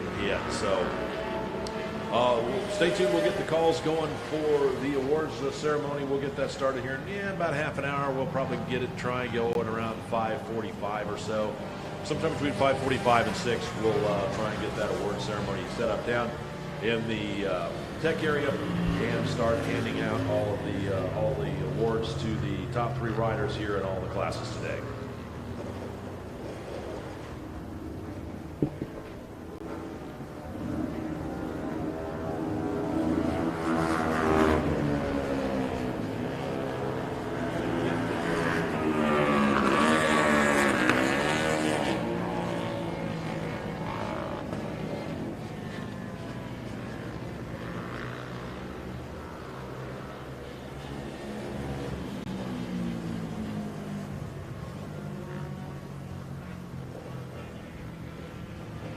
Thank you.